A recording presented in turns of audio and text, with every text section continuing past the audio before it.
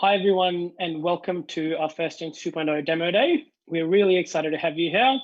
I wish it was under better circumstances and we were meeting face to face, but we're doing the best we can in the current times. So I want to start with the acknowledgement of country. Firstly, I want to acknowledge the traditional custodians of the land from which we're broadcasting from. So I'm here in Melbourne, where the Wurundjeri people of the Kulin Nation from, and then we have Marlo and other sort of team members from Sydney as well who are supporting the broadcast. And so I want to acknowledge the traditional custodians of the land from both the people of Wurundjeri people of the Kulin Nation as well as the Gadigal people of the Eora Nation. I also want to acknowledge the traditional custodians of the various lands on which you are all joining from, and really want to extend a special welcome to our First Nations people who are joining us in the audience. I want to make sure that we pay our respects to our elders, past, present, and emerging, and celebrate the diversity of First Nations people and their ongoing cultures and connection to this amazing and beautiful lands that we have access to here. I also want to recognize the sovereignty of these lands were never ceded, and we do stand in solidarity with our First Nations people to advocate for their rights of self-determination.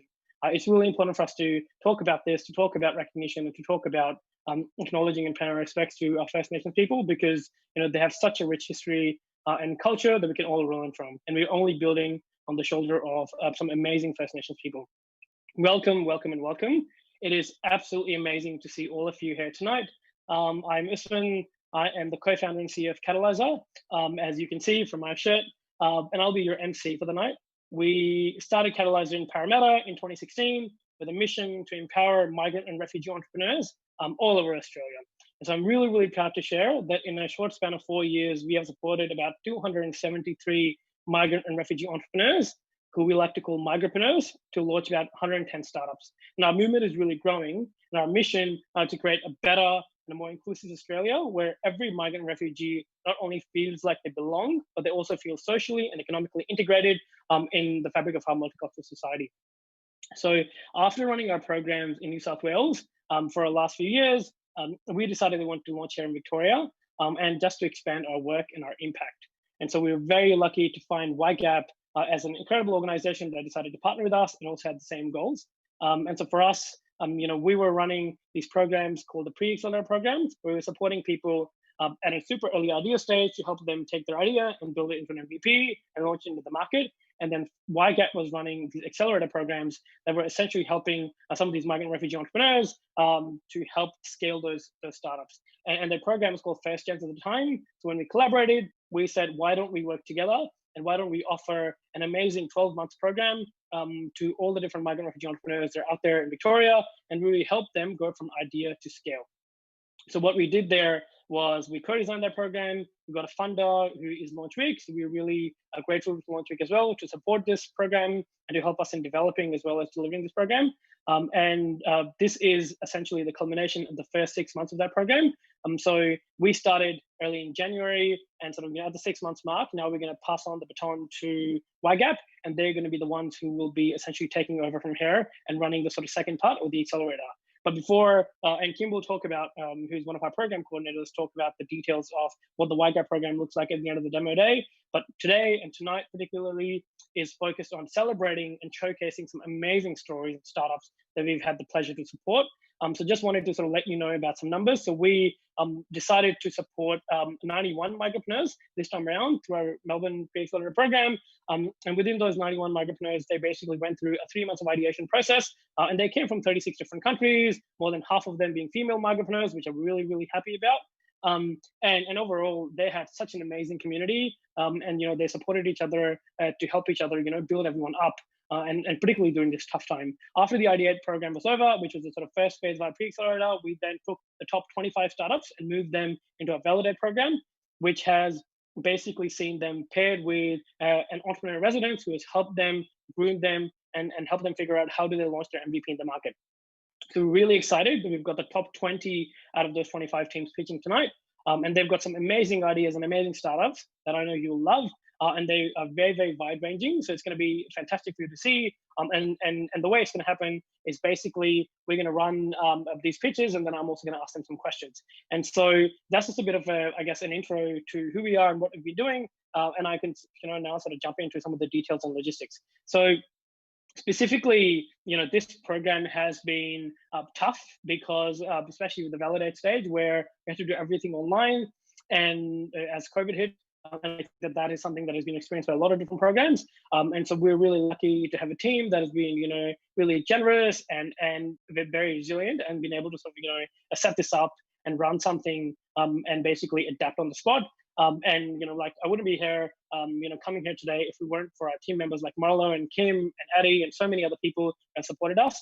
And so, it's awesome just to see, all the ingenuity that exists already in our sort of cohort, but also, in our broader ecosystem. So specifics around logistics and what's going to happen tonight is we're basically going to do 2 lots of 10 pitches each. So after I finish this, we'll have, 1 pitch after another. And then in that sort of first lot of 10, for example, a particular team will pitch, and then I'll ask them a few questions just so you get to know them a bit better.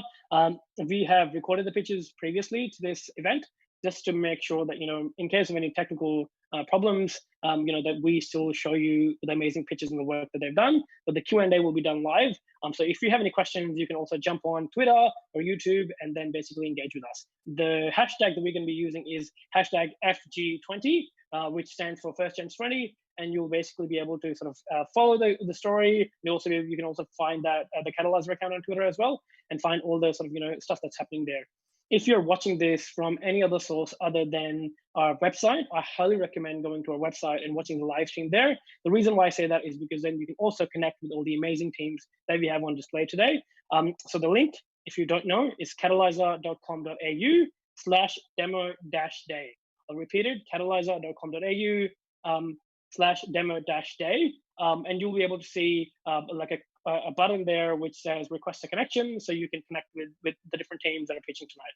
So that's all about us, who we are, what we've been doing, a bit about the program and what we've been up to so far. But I don't want to keep you from speaking to some of the absolutely amazing teams that we have on tonight. So I'm just basically going to kick off now, and we'll show you the first pitch, which is by Future Collective.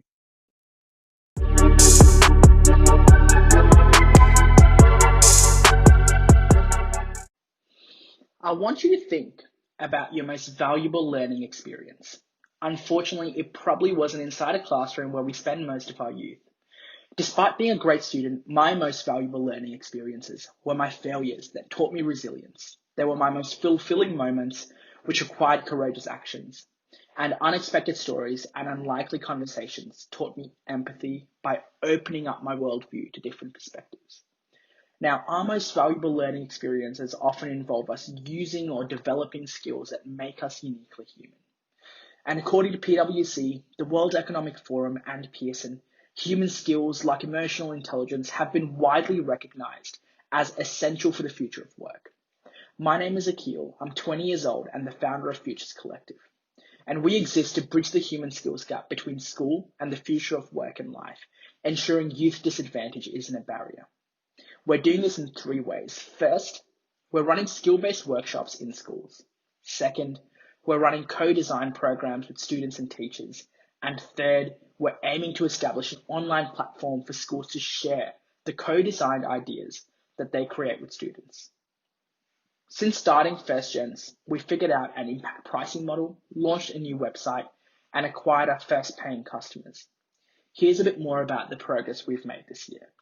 Firstly, we've run 3 workshops impacting 30 students so far, receiving amazing feedback which highlights how the students loved that the workshops were facilitated by passionate young people they can relate to. But most importantly, they found the content incredibly relevant. Secondly, our co-design program is currently in an MVP phase, and it's all about supporting young people to have a say in what and how they learn.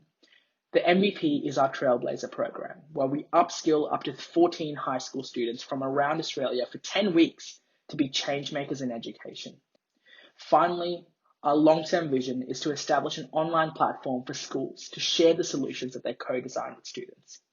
This would help amplify the scalability of our impact beyond individual workshops and allow schools to easily access innovative ideas to build human skills. Futures Collective started because I wanted to empower young people to navigate this innovating world with confidence.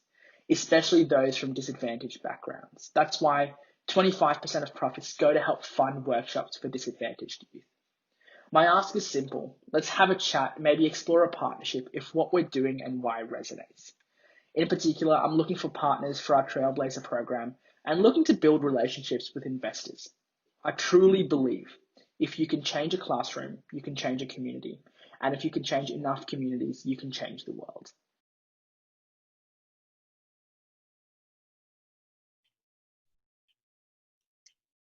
So awesome pitch by Akil at Future Collective. So Akil, you're with us. I would love to sort of talk to you and hear a bit more about your sort of story in Future Collective.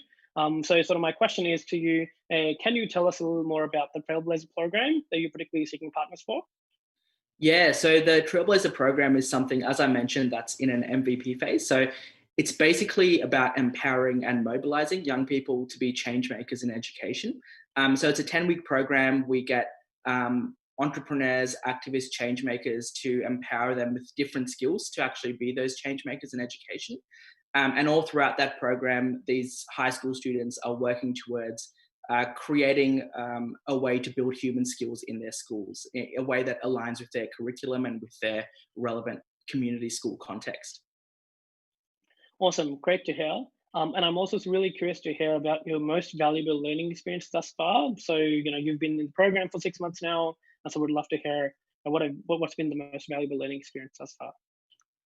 Yeah, so in terms of this program, I think it's just been the fact that, so many different stories and conversations have opened up your worldview to different things, like, just being curious and going out there and asking questions and having different conversations. So yeah, as I say, our most valuable learning experiences generally come from these points of human connection, and that was definitely the case with this program for me.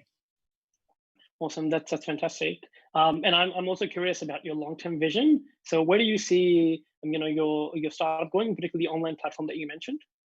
Yeah, so just I'll describe it through an example. There might be a school in the Northern Territory that's primarily Indigenous as a student population, and they might create a way of building empathy in their school that really helps speak to the human experience of young people from Indigenous backgrounds. And so a school in, Metro Melbourne might be able to use that to support the minority groups of students that they've got in their community. So I see it as a collaborative platform where you can actually share different ideas and resources that we help provide as well, just to make building human skills more accessible across Australia and ultimately the world. Awesome. Thank you so much for being with us, Akil, and thank you for participating in the program. It's been fantastic to have you. Awesome. Thank you. Thank you. So we're going to jump to our next pitch, which is OfficeFlow, and Gautam's going to tell you all about what he's building there.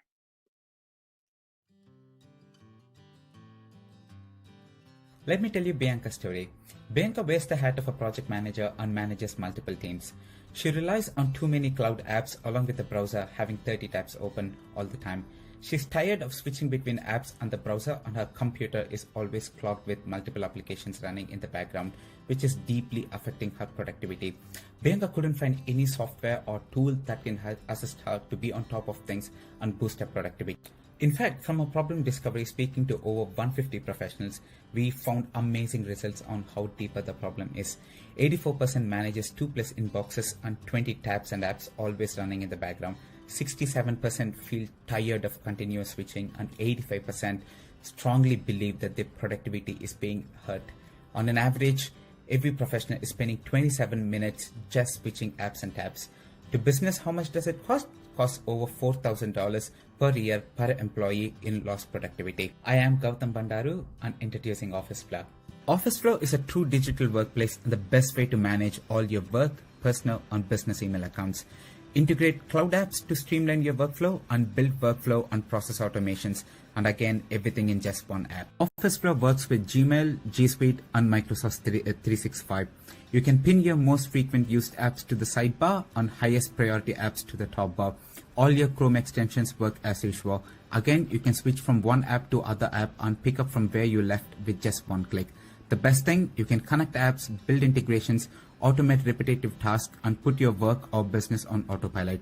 Down the lane, OfficeFlow uses advanced AI to recommend workflow automations based on the apps you interact with.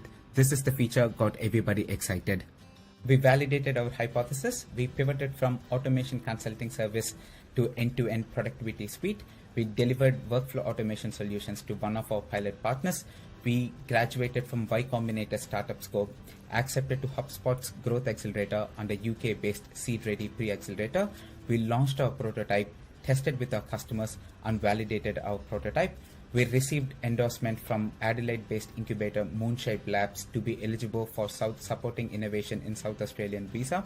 And also, we have initial investment of $150,000 in pipeline. Our ask, please introduce us to Google Cloud Platform specialists and also AI-based process engineering and workflow automation specialists as well.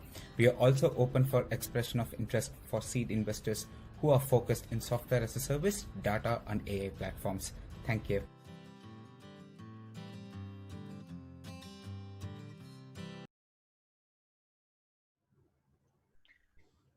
Really fantastic to see your pitch, Gautam. So I would love to sort of learn a bit more about the traction that you've had so far. That's in your own words. Just tell us what you've been doing and like what traction you've got so far. Oh yeah, so like I think like getting into ygap like on Catalysr program has actually made a lot of difference, because 7 months ago it was just an idea, very blunt, but going through the ideation phase like with those master classes of 12 weeks, it gave us a lot of idea around the in and outs of everything, what to start, how to do a customer interview, what sort of things. So in the process of doing the entire customer interview process, we initially started as a consulting business, but talking to people from multiple demographics, both business owners, startup founders, and also employees. We kind of pivoted from a service-based business to a product-based business, understanding most of the young people would like to take in control, and they believe they can pretty much do everything by themselves. And people from a elder demographic believe an external consultant come in to help them out. And also once after that, we understood, diving into deep, we understood how big the problem is. It's not just with the automation, but there's multiple factors correcting around the automation. So that gave us a broad understanding of all things. Yeah. Thank you for sharing that, Gautam. And I'm sort of also curious about, obviously you've talked about the past and what you've done so far and your traction. So curious to hear where you're going. So I guess what does your next 6 sort of months look like, and what is the roadmap for that at the moment? So yes, so we are very excited to start incubating a product with Moonshine Lab in Adelaide. So as part of the roadmap in next 6 months, so we have to get the MVP out with at least with integrations from Google G Suite and Office 365, also supporting 50 integrations. But in next 1 year, we're planning our initial release with up to 200 integrations, service integrations, and collaborative workspaces as well. In next 5 years' time, we see at least 200 to 300 apps with AI-based integrations working already, so that users can build their automated workflows and save a lot of time. Awesome, great to hear. And I know this is the problem that I face, where I have a million tabs open. So it's fantastic to see that you're working on this. But I guess my question to you sort of related to that is, why do you think now is the best time for your product to launch?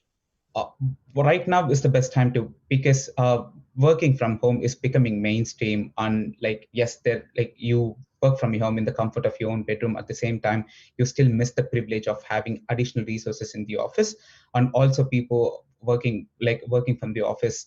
So yeah, working from home is kind of right time. And also from another perspective, where browser is becoming mainstream and everybody completely too much reliance on the cloud-based apps. There's so many to do one workflow. So, but there is no other tool, or there's no other software or an extension or some sort of integration where you can streamline the entire workflow. So coming on forecasting in next 10-15 years, where there'll be 1 million more applications, we still don't have any better platform to manage everything. So there's a huge opportunity out there. Thank you very much, Gautam, for sharing. It's been amazing, and we'd love to sort of connect with you and see how you can sort of build this over the future.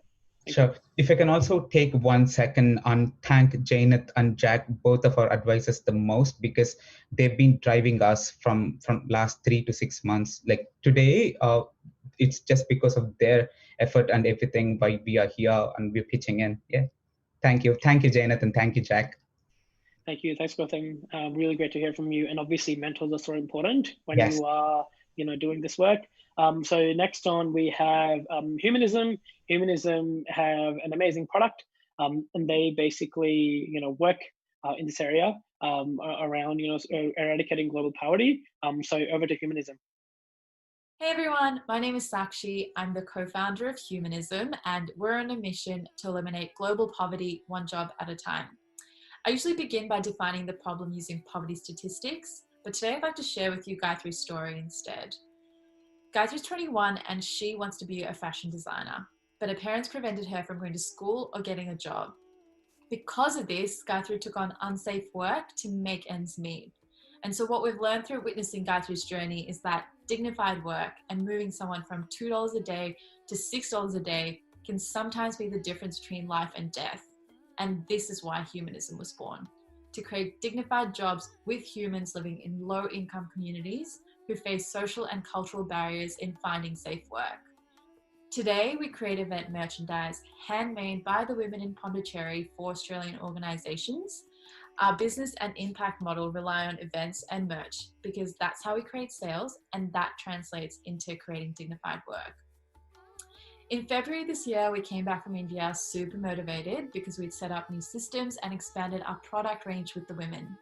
In March alone, we had orders from Mecca, Little Dreamers, and Queensland Museum, and so we had high hopes on our 2020 impact and financial goals.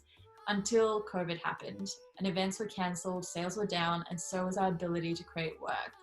And so we went back to the drawing board to reflect on all the things in our control. We focused on consistent social media posting and grew our Instagram following from 300 to 700 in 2 months. COVID also fast-tracked our intentions to test the B2C market, and so we used products we brought back with us from India to create our one bag, two causes range in collaboration with a social enterprise, Mixed Chai. This felt like a win because we unexpectedly almost sold out in 2 weeks. We also validated our new ideas through research interviews, which included virtual event merchandise, so sending our Mixed Chai bags to event participants, onboarding merch for new employees with social impact goodies in our bags, and engagement packs for long team meetings. And the purpose of all of these is to connect participants through a meaningful shared experience. We're still testing these ideas, so this is a good segue to our asks. If you are holding a virtual event, having a long team meeting, or are onboarding new employees, let us make your goodies. If you're a social enterprise and want to partner with us, please reach out. Or if you simply love chai, buy one of our Mixed Chai bags. Now, COVID came with some challenges that taught us that humanism isn't just about creating jobs through event merchandise. It's also about bringing humanity to the workplace, especially with this new digital world. It's been really good to have the women back to work, including Gayathri, as we continue on this journey of figuring out how can we create an equitable world that leaves no human behind.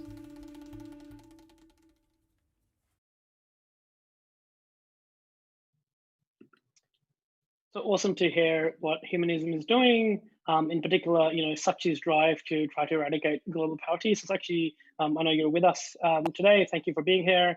I am really sort of curious to hear what is happening currently to the women that you're empowering and supporting in India, because I know that India has been severely hit by COVID-19. I'm so really curious to hear how that's happening right now. And then we can jump into some of the questions around your pitch in Humanism. That's a good question. I guess there were 2 stages to this, because there was the pre-lockdown COVID situation and then during lockdown.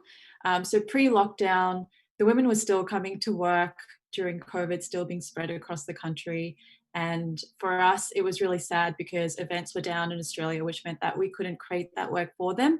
But what was so beautiful to see during that time is that the women just took the initiative to try and make sales happen. And so they went around the local community, asked hospitals whether there was something they could do to help, and found that there was a demand and supply issue with the masks, particularly PPE masks. And so what they did is they created handmade masks for hospitals. So they made around 1,000 and distributed that, which was so beautiful to see pre-lockdown. During lockdown, we basically ended up taking some more consulting work to make sure that we could make ends meet for the women by making sure their wages are still paid for and there is food delivered to their doors during that time. So this has been a very interesting time, to say the least.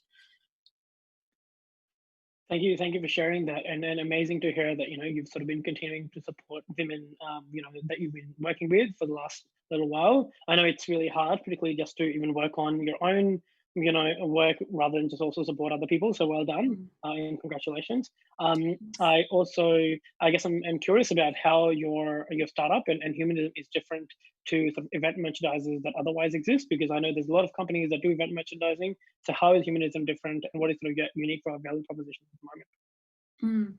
I think there's a few things that make us different to other event merch companies. I think the first one is our impact, because we're literally creating jobs for women in marginalized countries who otherwise wouldn't be able to get work through every handmade bag we create or handmade merch we create for a company. So I think that's our main point of difference. We also are consciously environmentally conscious. As we learn more things about how we can make sure we make business decisions that align with looking after Mother Nature. And so we are upcycling saris, we're using GOTS certified organic cotton, we are also making our impact cards with recycled paper. So that's the other point of difference.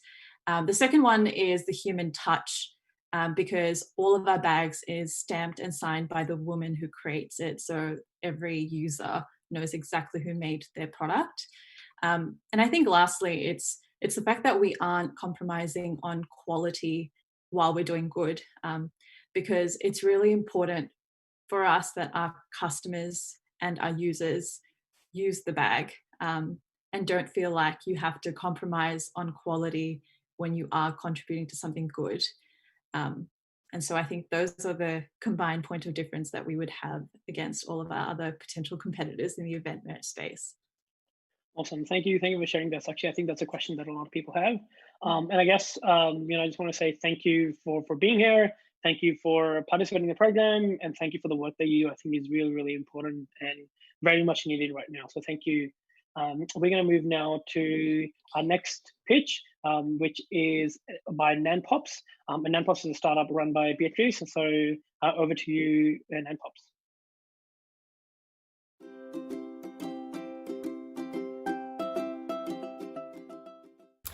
Hello everyone, my name is Beatriz, and today I'm going to speak about a silent enemy that we have all faced at some point in our lives. It's loneliness.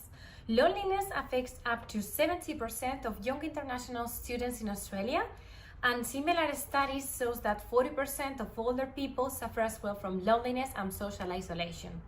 We are committed to tackle this problem. How are we going to do this? We have created NanPops, a platform where we want to match young internationals with local elderly citizens that are willing to host them in exchange of company and some help at home. We make the perfect match after profiling both host and guest characteristics and traits. This enables to flourish a new relationship, and the proven benefits are great. For example, for elderly citizens, they discover new cultures and new languages.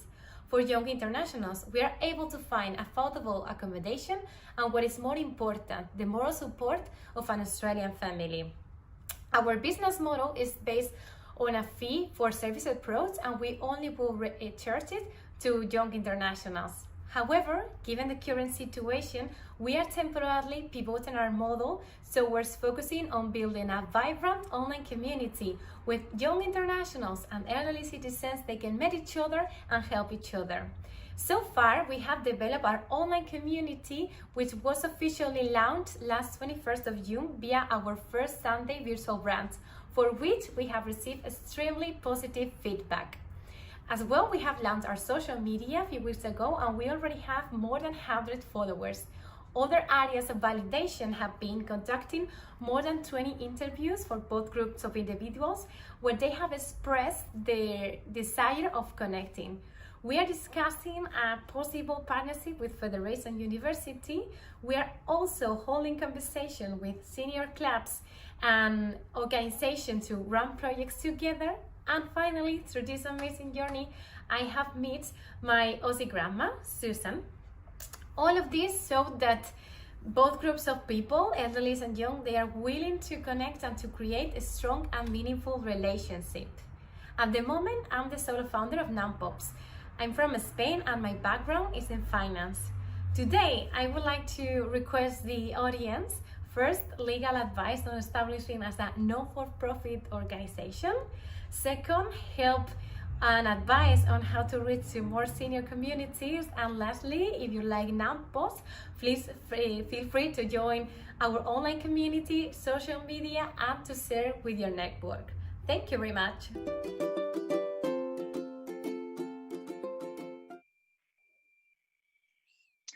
Thank you for sharing that, Beatriz. And I know that this is at such an important time, like any other time, but especially right now for different generations to be connected to each other. So I guess I would love to hear from you as you're here with us. Is there anything that you would like to particularly highlight about NanPops and what makes it different? Yeah, sure. What I would like to highlight about NanPops is the positive impact in society. Even though it might be a little, NanPops is changing the community because it brings together people not only from different ages, but also different cultures and backgrounds. And this makes us open our mindset, understand people's way of life, be aware of the struggles that other generations and cultures may go through. So that will make us more respectful and appreciate others more. So in a way, I believe that we are helping to nurture our community. Awesome, that's great to hear. I know that you mentioned that you've also pivoted as well. So I'm curious to hear about, what is happening with your pivoting and what will be some of the next steps that you will be taking. Good. Well, like I said briefly in the video, NanPops was first focused on young internationals that were planning to come to Australia to provide them a warm welcome to this new country. But since borders are closed, there's no new people coming in. So, however, we are focusing on young internationals that are already here and they would like to connect with elderly for different reasons, such as finding an Aussie family, maybe be closer to Australian culture, or just get to know new people. So for this, our next steps are like planning more events, such as the Sunday virtual brands, but both online and in person, of course, when things get a little bit better. And as well, we have in mind organizing other events where young internationals will teach the elderly about a topic and then next time swap the roles. So the elderly will be in charge of teaching. And at the moment, we are exploring possible ways of monetizing this event. So any advice today for the audience will be more than welcome. And lastly, we are working as well on apply to grants so we can cover the cost of this event. Awesome. Thank you so much, Beatrice, for sharing what you're working on. I think is really worthwhile to connect, different generations and to really support, the work that you're doing and also, support international students and other sort of visitors along the way. So hats off to you. All the best. Hopefully borders open soon and, travel resumes. I think all of us want that, not just to bring more people here because we know that international students add an immense value to Australia, but also so that, some of us can also travel overseas. So, all the best. And, really looking forward to seeing where NanPops goes in the future. Next up, we have Bridging Us. And Bridging Us is run by two amazing co-founders, Imana and Ali. So here's their pitch for you to check out.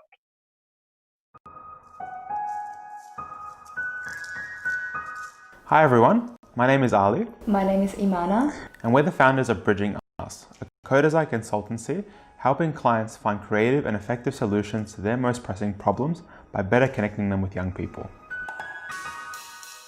We are now living in a stereotype world.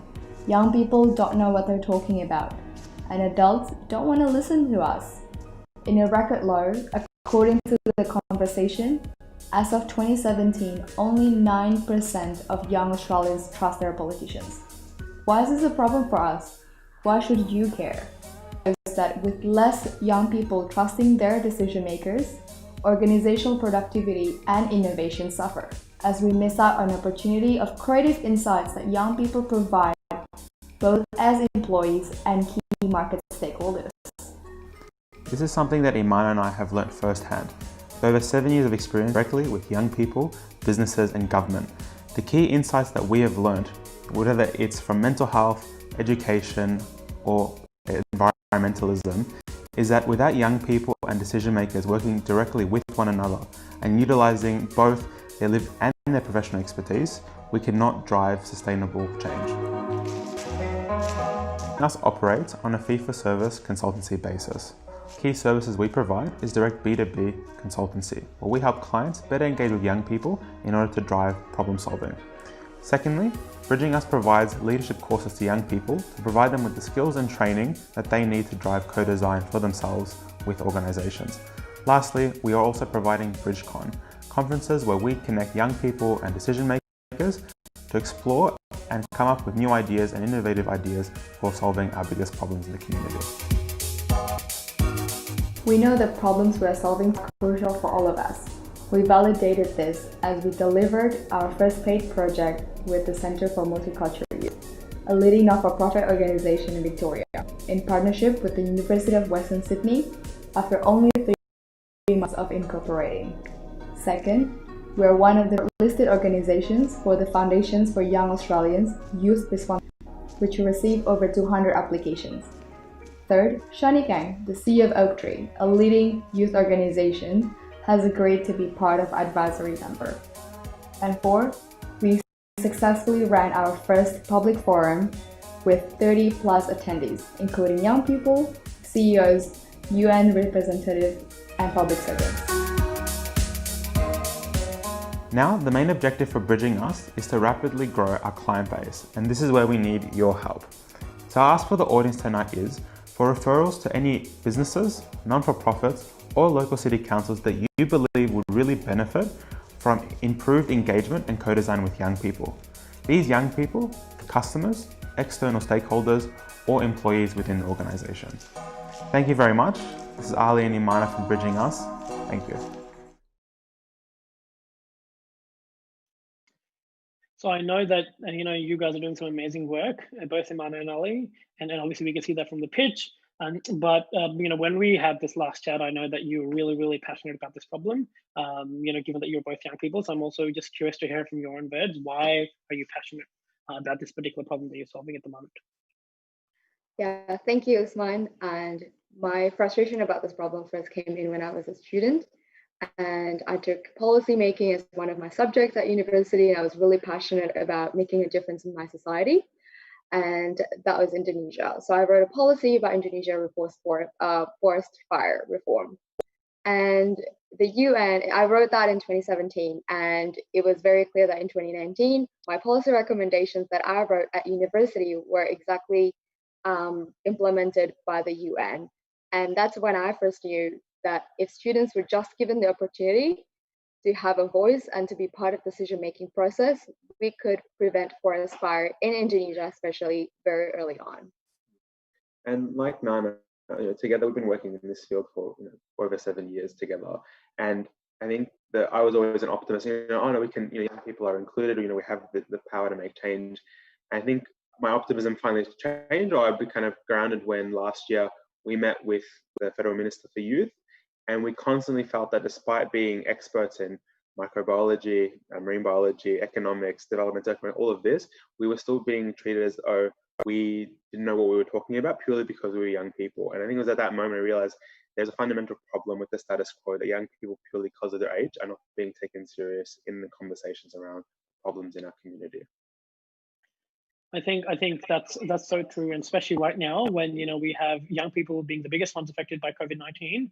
So I guess I'm sort of curious to hear also from you around the unique value proposition that you have, because I know there's a lot of youth organizations out there. And so what makes you different, and why should people be following Bridging Us? A fantastic question, Usman. And it's something that we were pondering going into this space around how do we differentiate ourselves among such amazing youth organizations.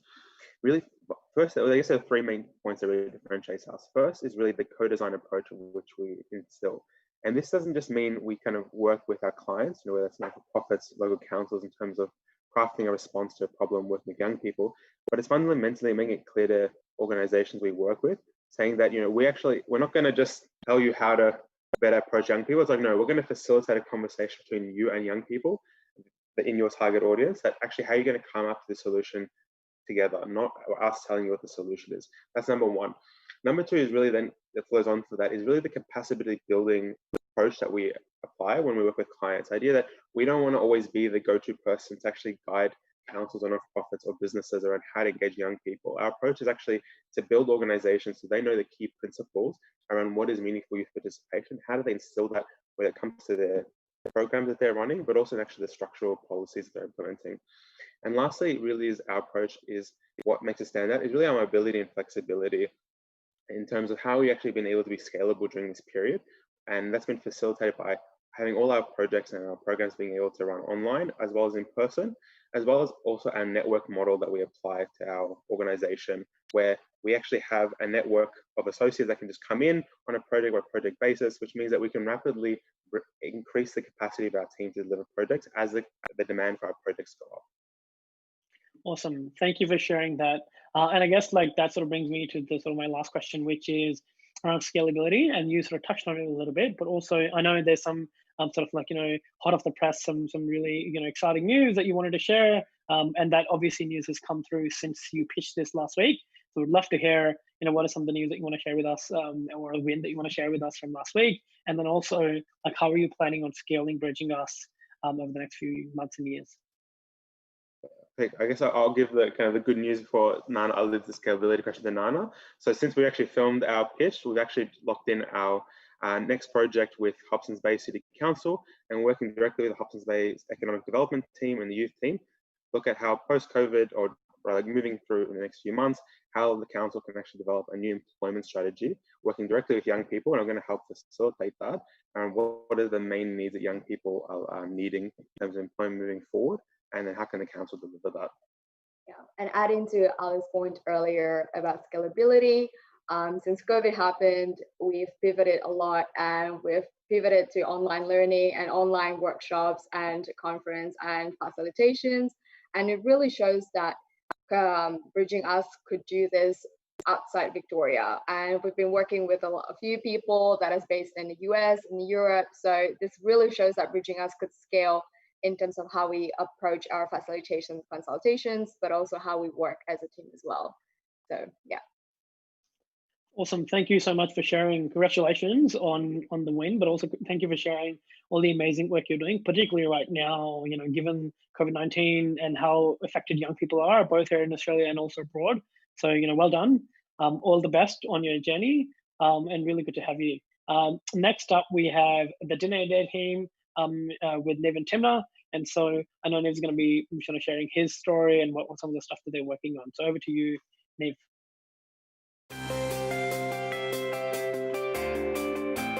Hello everyone, my name is Nev and I'm the co-founder of Dinidae. Australians love to shop online. In matter of fact, just in 2018, we spent over $27 billion. That's an impressive number. Now, try and remember my next question. What if each dollar that we spend could change a life? I first approached that question about 3 years ago. I went to an ethical festival together with my co-founder Timna. To our surprise, we had low attendance. So we thought there must be something we can do in order to support these organizations. And we did. We started by interviewing people from the industry, like Jeff Elanice, who runs a charity that combats human trafficking, or Aaron, who's in order to support cancer research. They told us they don't always have the time to focus on marketing or the tech aspect of things, and they rather focus on the impact, things that matter to them.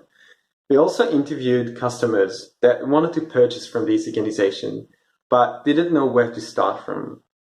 So, combining our skills in customer service, logistics, and IT, we came up with a solution, Dinidae.com. Dinidae.com is an online marketplace dedicated to not-for-profits and social enterprises. Now, they can focus on the impact while we take care of the rest. And so far, it works great. We managed to generate over $1,200 in sales just for these life-changing organizations. We have organic growth, returning customers, and we have volunteers on board, and we have lots of positive feedback from our community. And remember the question I asked you earlier. What if each dollar that you spend can change a life? Well, here is your answer. Over $300 went to support refugee. over $300 went to youth suicide preventions. So there's an impact of what we do. Not-for-profits and social enterprise are on the rise each year. Also, consumers are more demanding ethical and sustainable products. So we know there is a future there. We just need your support. If you're a corporate that want to sponsor us, please get in touch. If you're Instagram or Facebook, we'd love if you can tag us and support us. Also, we are always here to listen. If you have any feedback or thoughts, we'd love to hear from you. And finally, if you're a social enterprise, a not-for-profit, or know any, please do get in touch. We have a place for you here. We want to thank you. Have a good evening.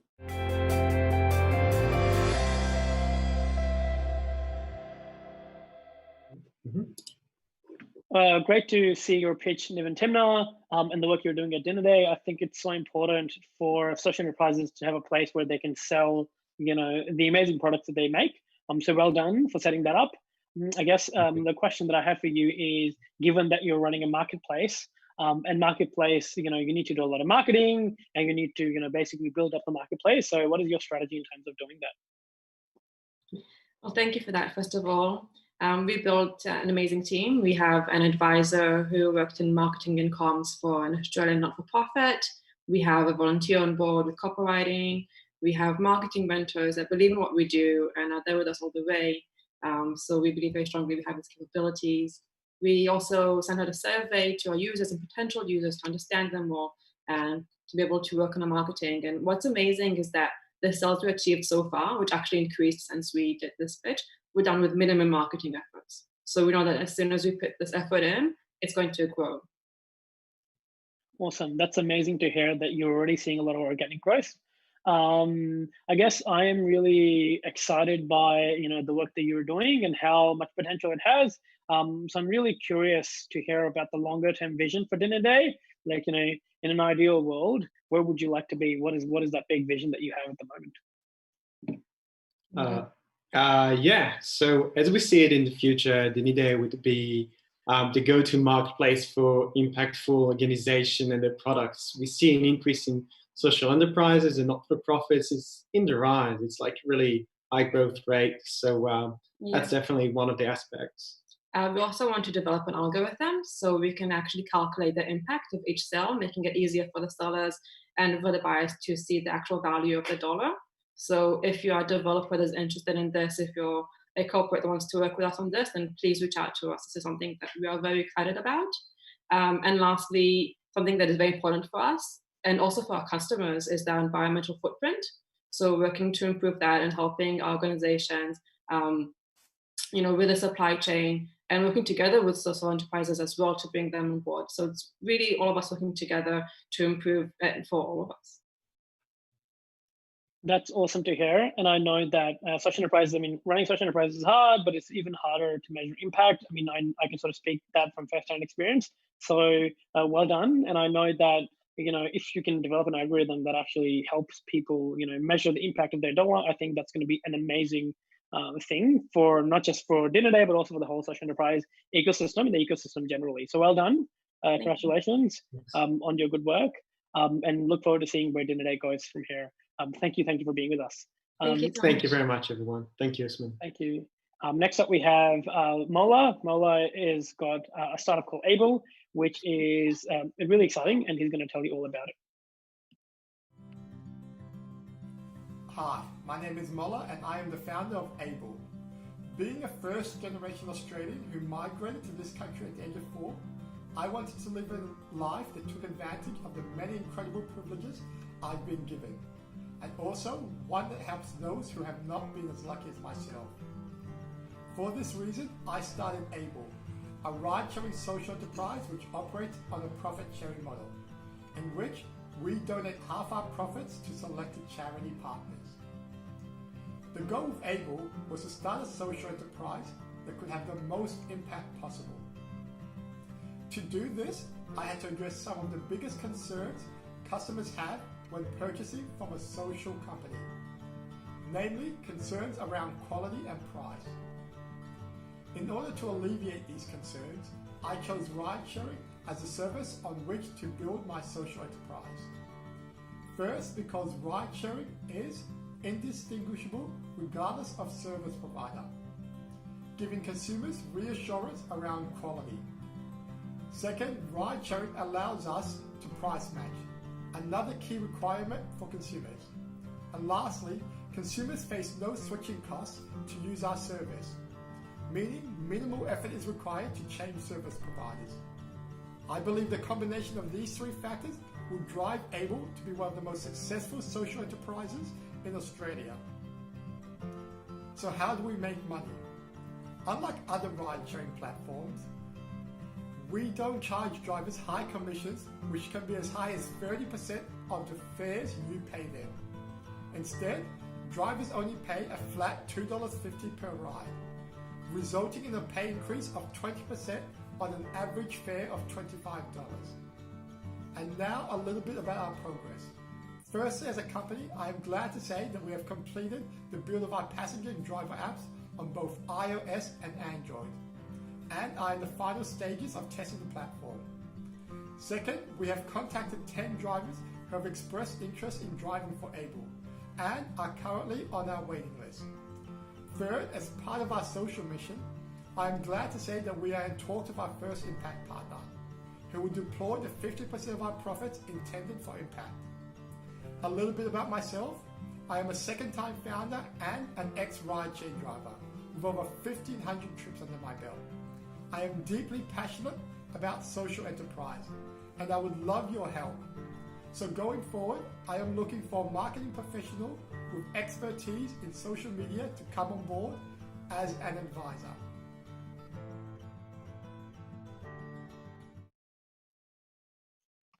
I love your idea, Mola, and the work that you're doing. I think it's fantastic in terms of getting a ride sharing, but also bring a social enterprise model there. But I also want to be a bit hard on you, because I think this is a question that a lot of people in the audience would have, which is if companies like Uber that are big and they're growing so fast are losing money, then how are you going to make money or particularly make a profit when you only charge like $2.50 per ride? So I think that's a question that a lot of people in the audience will have, but we would love to hear sort of your response to that.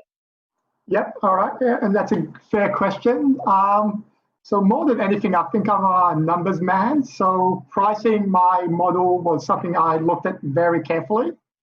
And at that $2.50 price mark, I'm able to make about $1.50 gross profit after expenses. And that's something I'm very comfortable with, because I am trying to balance value for the customer and making sure they don't incur any extra cost to use my service, and also value for the drivers who I want to improve the pay for them.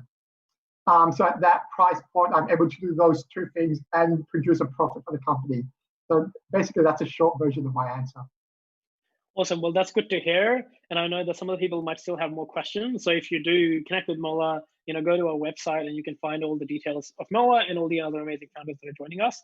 So I know you've talked about profit sharing, in terms of creating an impact, but I'm also curious, are there any other ways that you think you're increasing the impact that you can have? Yeah, so I really see the profit sharing model as a starting point of the impact that Able can have. So currently something I'm working on is introducing a carbon offsetting option into the app. And secondly, also introducing an internal social procurement policy where we support other social enterprises. And just to tie those two ideas together, the company I'm looking to hire to offset our carbon footprint is actually another social enterprise that educates people in East Timor. And it also hires them to plant the trees that will offset our greenhouse gases. So that feedback loop that I'm creating is something that gets me very excited, and it's sure to boost the impact that we will have. Awesome. That's amazing to hear. I know I sort of use my fair share of Ubers and Olas and all the other things. So I guess I'm curious, when am I going to be able to see Able live, and when can I actually take a ride? When are you launching? Yeah, cool. So I'm really looking forward to launching the business. Everything's pretty much ready to go. The apps are ready, all tested. The only thing we are waiting on is regulatory approval from the agency that overlooks the ride-sharing industry in Victoria. And from what I've been told, it should be about 2 more weeks. So just to be safe, we've set the launch date 1 month from now, so August 1st. So that gives us time to get that approval and then to double check, triple check all our systems. And then we should be up and running by the 1st of August. Awesome, that's amazing to hear. And I can't wait to take Abel as our next writer on the 1st of August. Thank you, Mola. Thank you for being with us. Thank you for the amazing work you're doing and how you're trying to have impact in so many different ways. Really, really appreciate it. Next up, we have WYNBUS, and we've got Senthil's pitch, and he will tell you all about what he's doing, which is also really amazing.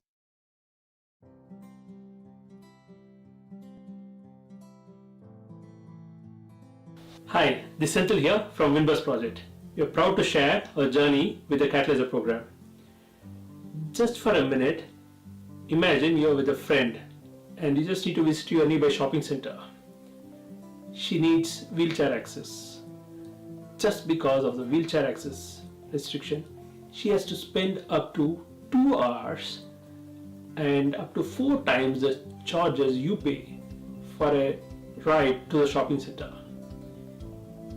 To bluntly say, the current on-demand rideshare services are not inclusive. WYNBUS is all about affordable, inclusive, on-demand shuttle services. The way we do it is to support public transport and commercial services and use the proceeds and excess network capacity to support affordable rideshare services for disadvantaged and disabled. We have already delivered Victoria's first on-demand public transport trial in Point Cook. With the support of Catalysr program, we have also delivered the first ever multi-school aggregated school bus trial in Point Cook. Due to COVID lockdown, we could not proceed further. At the same time, we received a lot of requests for supporting free delivery of food packets to vulnerable people stuck in lockdown. We realized the need for an on-demand delivery platform as a social enterprise.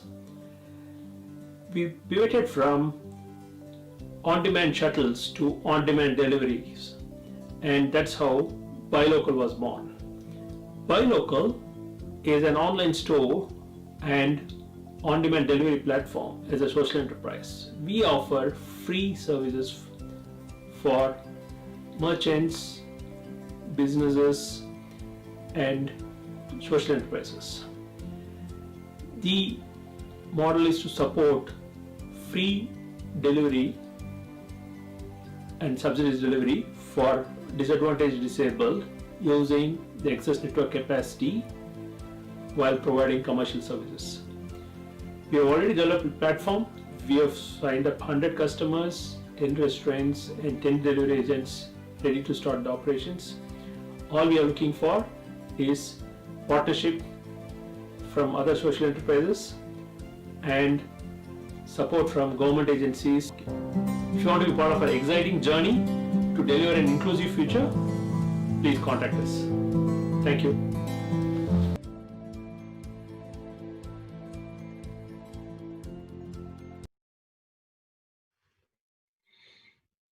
It's awesome to see the work that you've been doing, Senthil, with WYNBUS and now BuyLocal. I think this demo day will have a lot of stories about pivoting and how people are changing directions, particularly due to COVID, which I guess is just like a great learning experience. So I guess I'm sort of really curious. I know that we were sort of going through COVID right now and things are a bit different, but just curious to hear longer term, what is your vision? So for WYNBUS, where do you want to see it go?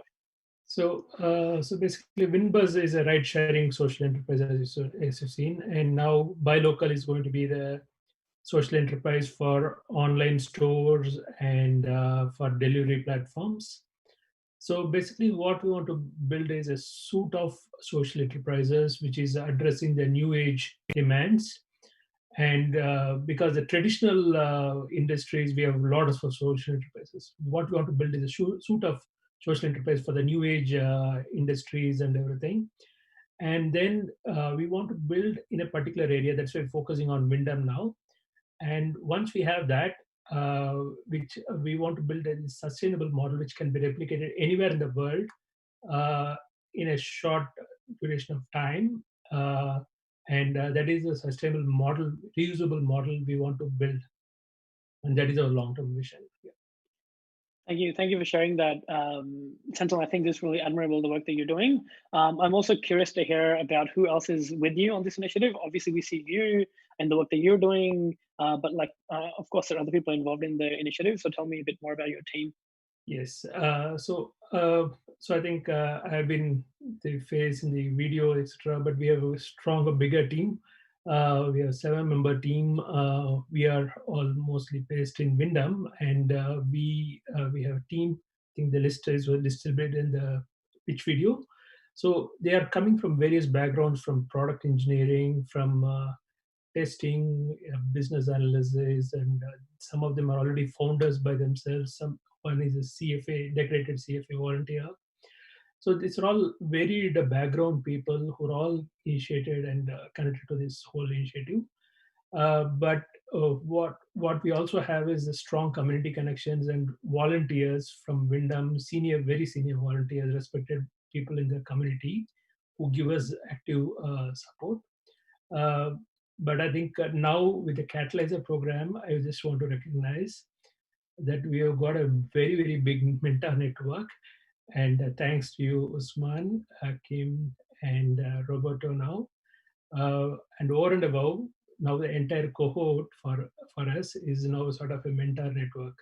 So we really thank with we want to give a heartfelt thanks to the Catalysr team for enabling this exciting cohort for us. And we are seeing this going to be a lifelong journey with all these exciting cohort members. Thank you. Thank you very much for sharing a bit more about your team, and obviously thank you for the kind words. Really appreciate it. It's been lovely to work with you over the last 6 months. And keep on doing the work that you're doing. Next up, we have Foodverse. Foodverse is a fantastic startup themselves, and they're also helping people with food delivery, or with ingredients delivery. But I'm not going to tell you all the secrets. So I will let Shagufta talk about it.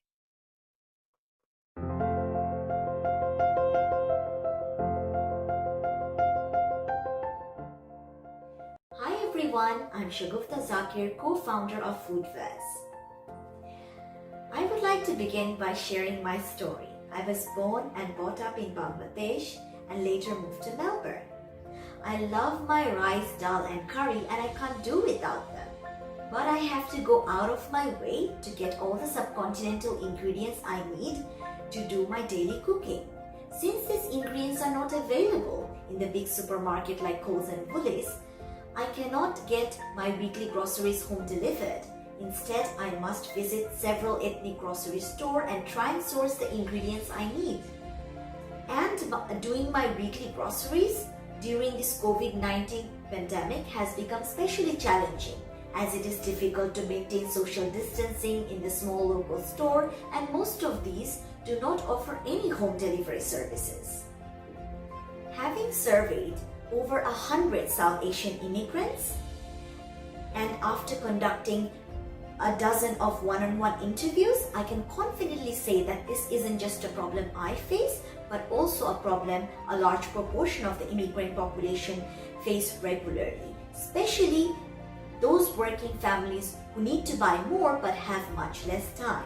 In fact, 73% of the people we spoke to told us that they visit several ethnic grocery stores for their weekly groceries alongside Coles and Woolies. 81% of people said that their local grocery store does not offer any home delivery service, and 77% of the people said that they were happy to pay a delivery charge for the option to order online and get their groceries home delivered.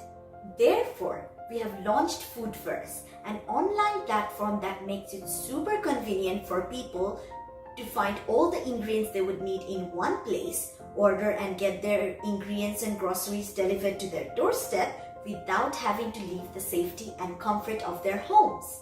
In fact, we have already delivered to 5 customers in the Clayton suburb of Melbourne. So, does this idea interest you? Are you from a business background and would like to join our startup? If this sounds like you, please email us at contactfoodverse@gmail.com. My tech co-founder Norman and I are looking to welcome business partners on our team. And together, we will make it super convenient to get home delivery of all ingredients needed to make traditional meals at home. Thank you.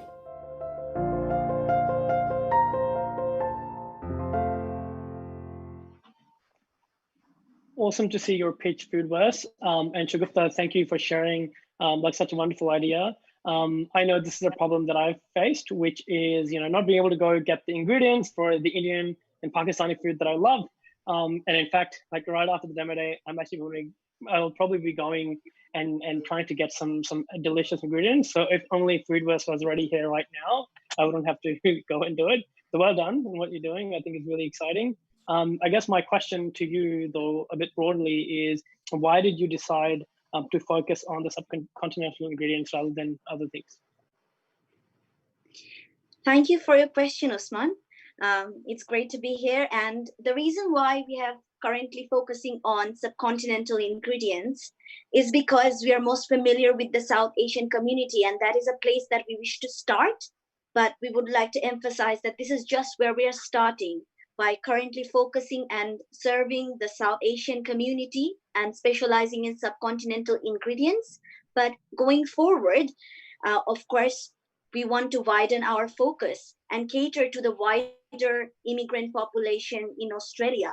And our vision is that exactly, to serve the entire immigrant population and provide all ethnic ingredients and groceries and cater and meet this unmet demand, which is right there at the moment.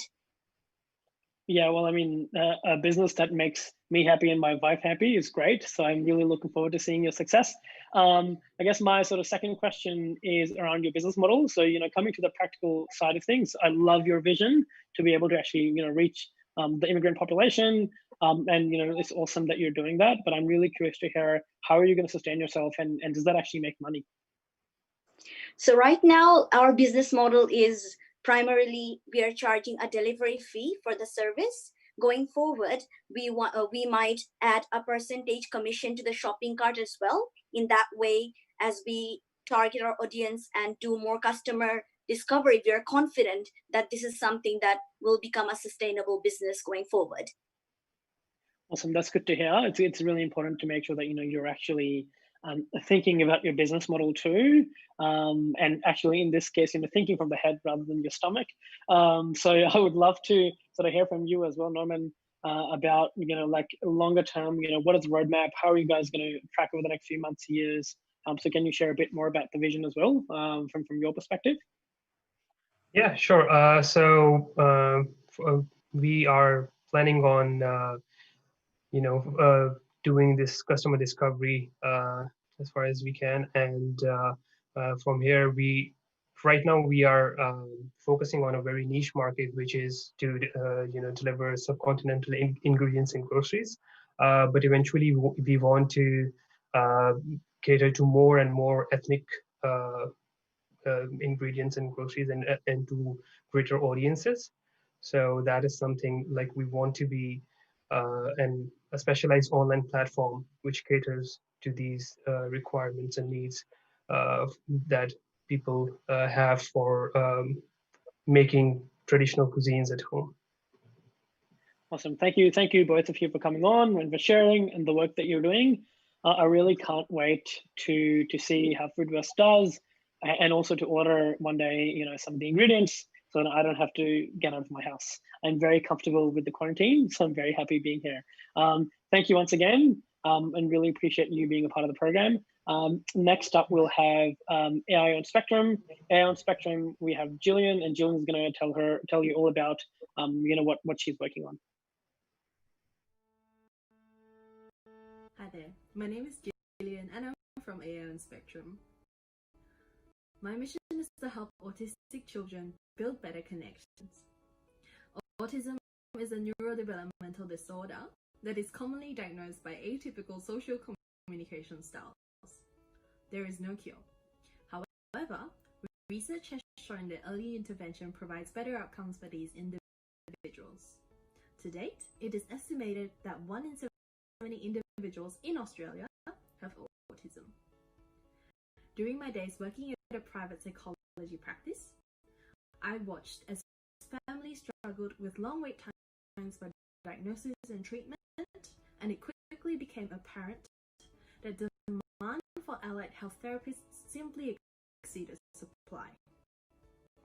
Families with children on the spectrum often find themselves struggling with time and financial constraints, and the lack of support leads to poor quality of life, high suicide rates, and the inability to live independent lives.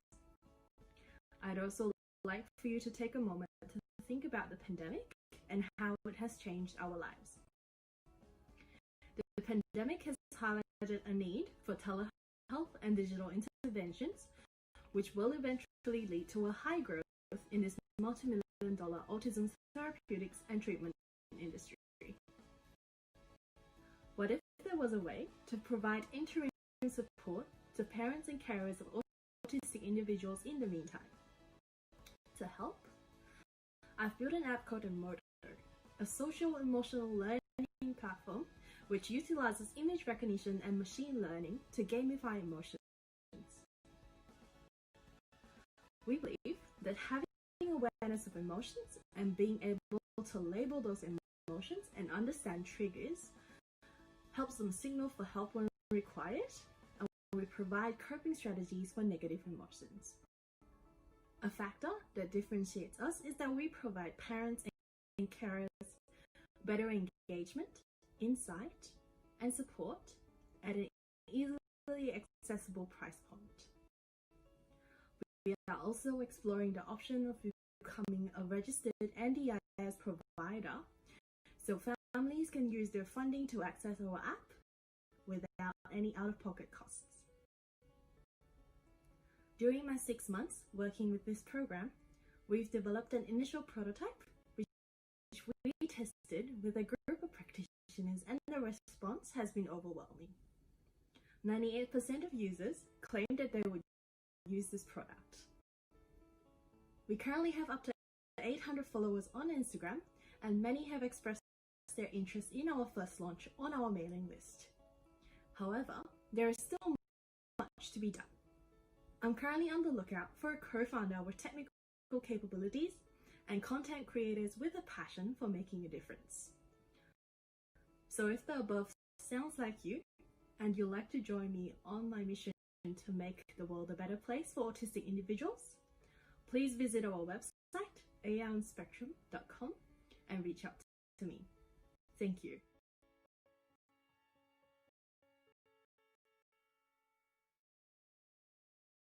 I've said this about every single pitch, but I truly believe that the work that you're doing, Gillian, is amazing and exceptional and so meaningful for a lot of people. So well done on sort of embarking on this work. I guess this is a question that a lot of people might have in the audience, which is, you know, the work that sort of after you're developing, the work you're doing with Aon Spectrum is fantastic, but what is the business model?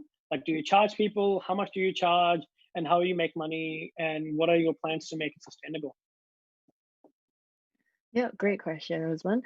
So at the heart, we are a social enterprise, but unfortunately, yes, we do have to make it sustainable. So what we are planning to do is to make the initial app offering free, but then for parents to access the parents dashboard and for therapists to access the progress reports, we will charge them a nominal fee according to licensing. So for private customers, that would be $13 a month, but if they were to access, as we mentioned, under the NDIS scheme, that would be according to the price that NDIS sets, and that will be taken up from their funding. So there will be no out-of-pocket costs at all. Thank you for sharing that, Gillian, and that's fantastic to hear that, you know, you're also working to get included in the NDIS as well, because I think that will really help a lot of people. I guess my sort of next question is around particularly parents, and you mentioned that, you know, like this might help save time for parents and also practitioners. So can you elaborate a bit more on that? Yep. So we are currently exploring collaborations that will enable Emoto to function as a therapy tool, and we are actually currently in talks with practice management software to make sure that, you know, we can help practitioners save time on note taking and reporting. And then as for the parents, basically what happens, if they allow it, of course, what happens on the app, the kids' progress will be reported to the practitioners as well. So that sort of saves time from the parent explaining from, you know, top to bottom what happened with their child and what, you know, and basically, you know, sort of streamlines the entire process of the sort of consultation process as well. That's awesome to hear. So it basically becomes that one-stop shop where they can manage the person and just do everything that's required in that one place. I think that's fantastic. So I guess one of the asks that you made here was that you were looking for a co-founder or people, you know, who can help you build this. And I know that you're really passionate about this, you know, project. So I'm really curious to hear, you know, can you tell us a bit more about like what are you looking for in your co-founders, or like, you know, what, elaborate a bit more on your ask as well. Yeah, sure. So at the moment, I do need help with bridging the developmental gap. So as you know, I come from a psychology background. I don't have any technical experience, but it is very, very important that the person that we're looking for has to be respectful of autistic communication styles, because that is what differentiates us. A lot of programs out there has been a lot of misconceptions about what autism is or how to cure it, but that is not what we are setting out to do. What we are setting out to do is to help them survive and thrive in a world that is very systematical. So obviously, you know, this person will hopefully have some experience in working with autistic children, or have an open mind and is willing to learn, and of course, you know, passionate about making a difference. Thank you so much, Julian. Thank you for sharing the work you're doing. I think it's incredible. It's amazing, you know, to hear the work you've been doing. And also to everyone in the audience, thank you for joining. You know, this is sort of like our halfway mark. We've been running, you know, these pitches, and it's so great to talk to all the migrantpreneurs who've joined us tonight and really hear about their passion, the projects they're working on. And some of them, you know, are still making progress, but it's amazing just to see the breadth of knowledge and the passion that exists. And we would love for all of you to basically connect with them. So we'll have a sort of 15-minute intermission. So if you want to, you know, take some time off, you can, and then we'll come back at 7:45. But in the meantime, if you want to stay here and stay glued to the screen, we've got an amazing conversation coming up with our program coordinator, Kim Nguyen, who is going to talk to our 5 EIRs who are supporting people in the program. And so they will tell you about some of their lessons that they learned. But we'll also talk about, I guess, how you know, they will support or answer any questions in the audience that people might have, but then also, you know, tell you how you know, people can start their own business as well. So it's a good conversation if you want to stick around, but otherwise we're going to be back at 7:45, and I will see you then.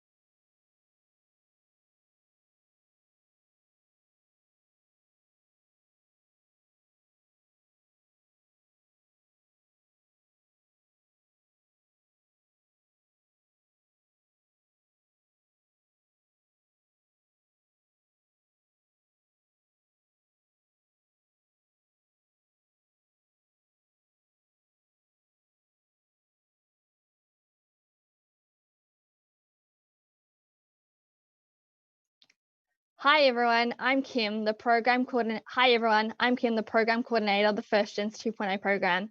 Now I'd like to welcome our incredible team of entrepreneurs and residents who have supported and coached our micropreneurs throughout the Validate program. We have Winitha, Jeanette, Rai, Roberto, and Anthony. So, hi guys, how are you going? And to kick us off, can you please introduce yourselves to our audience? I'd like to hear from Anthony. Thanks, Kim. Hi, everybody. Ants here.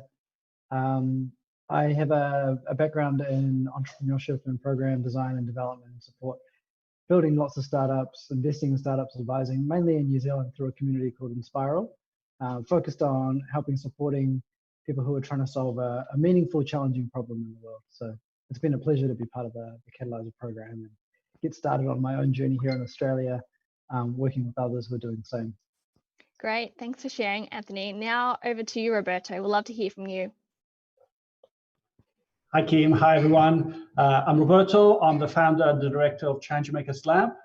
Changemakers Lab is a social enterprise that supports startup social enterprises and works with local government, local organizations to develop place-based social entrepreneurship. I've worked for the last 20 years in the UK, running accelerator programs for social enterprises. And now at 55 and in the middle of a pandemic, I decided to start my own social enterprise here and do the same in Australia. Great, thanks for sharing, Roberto. Now I'd love to hear from you, Rai. Can you please introduce yourself? Hey, I'm Rai. I am a product manager by day.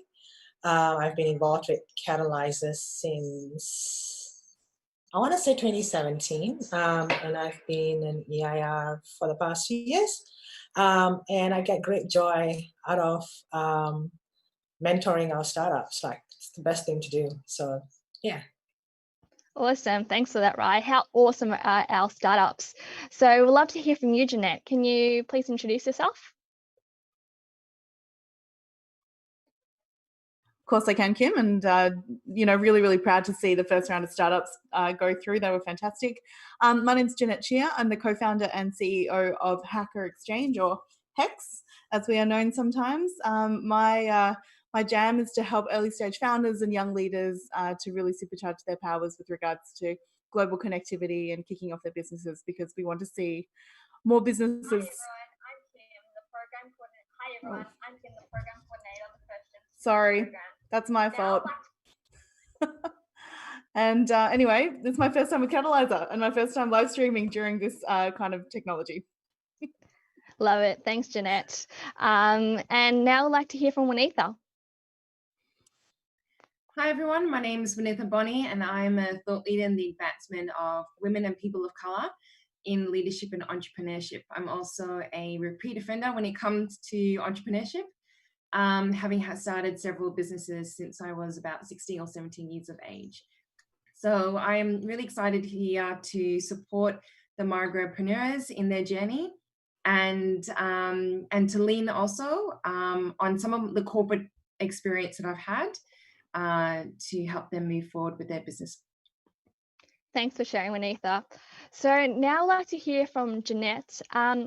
What has been your biggest learning in your role as EIR throughout the Validate program?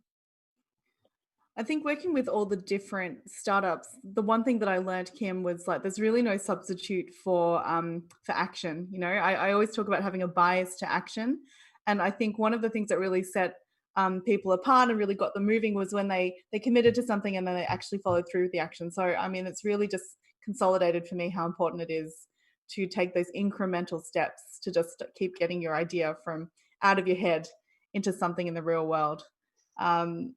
Yeah, and I think the other thing that really stood out for me and that I learned was that you can teach a lot of things, you can teach a lot of skills, but you cannot teach someone's curiosity or attitude. And I think maybe the other EIRs might agree with me, that's something very exciting when you work with somebody, who, as all our startups were, who were really, really excited to absorb new ideas and to really take a positive attitude towards things. Absolutely. Thanks for sharing, Jeanette. So thank you. Every small step counts, and having a positive attitude, especially during these challenging times, is also very important. How about you, Roberto? What has been your biggest learning as a EIR?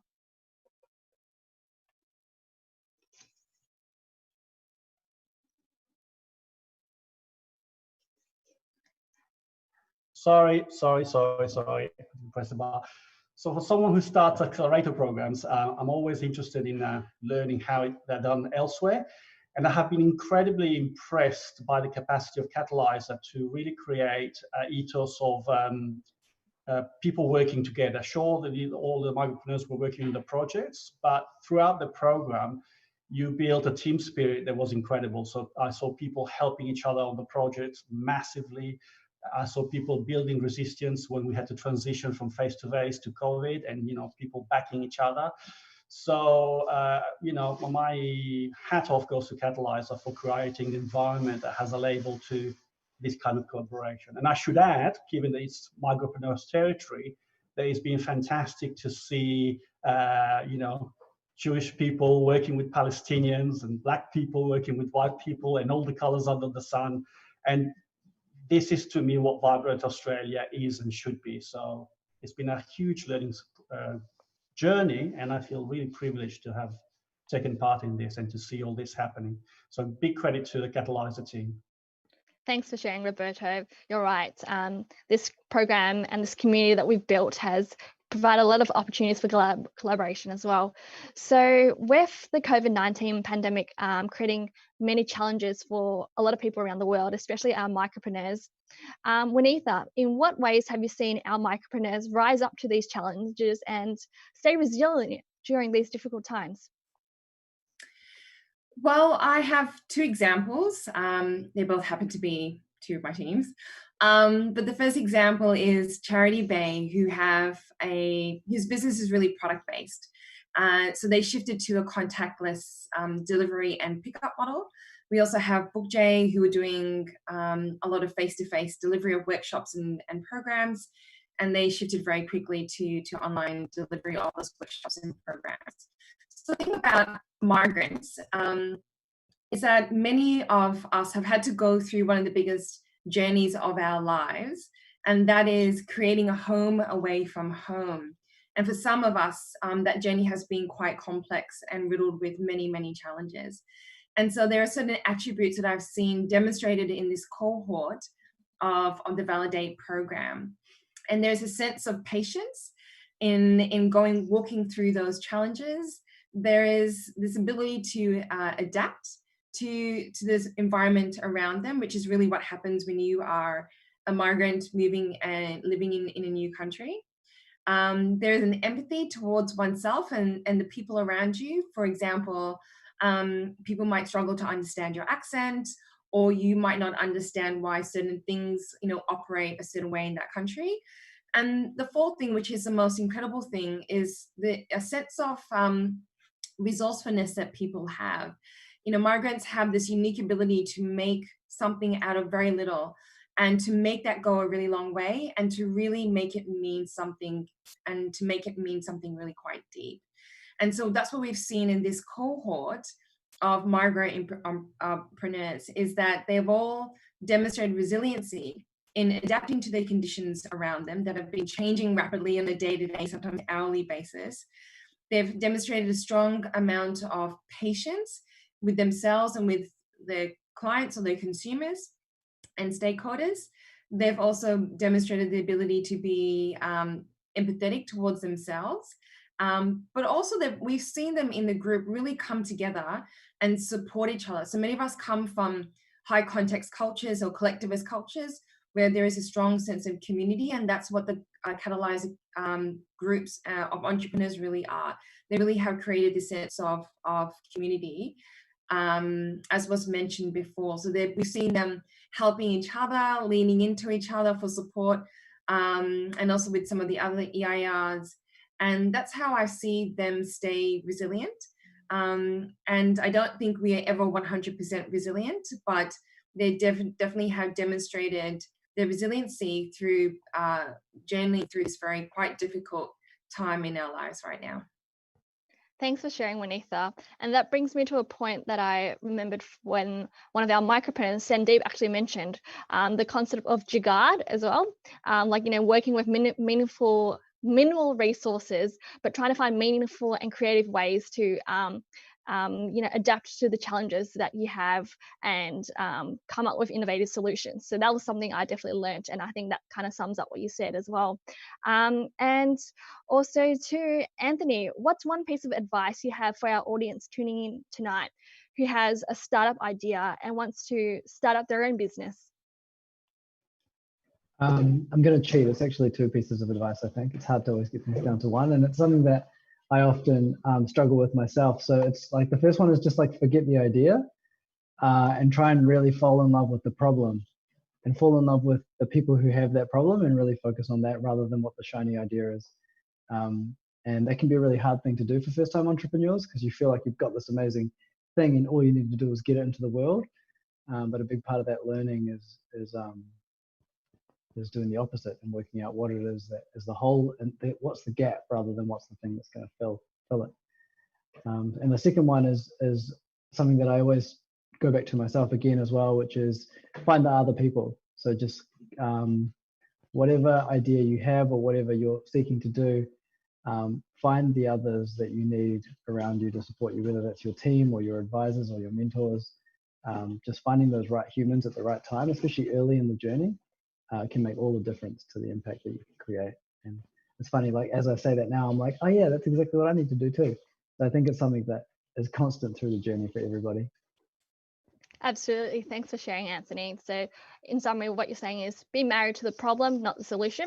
And also go out there and build your tribe and get to know people and connect.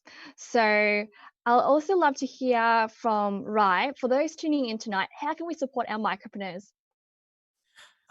Plenty of ways. Check out their sites, check out their social media handles that they've put up.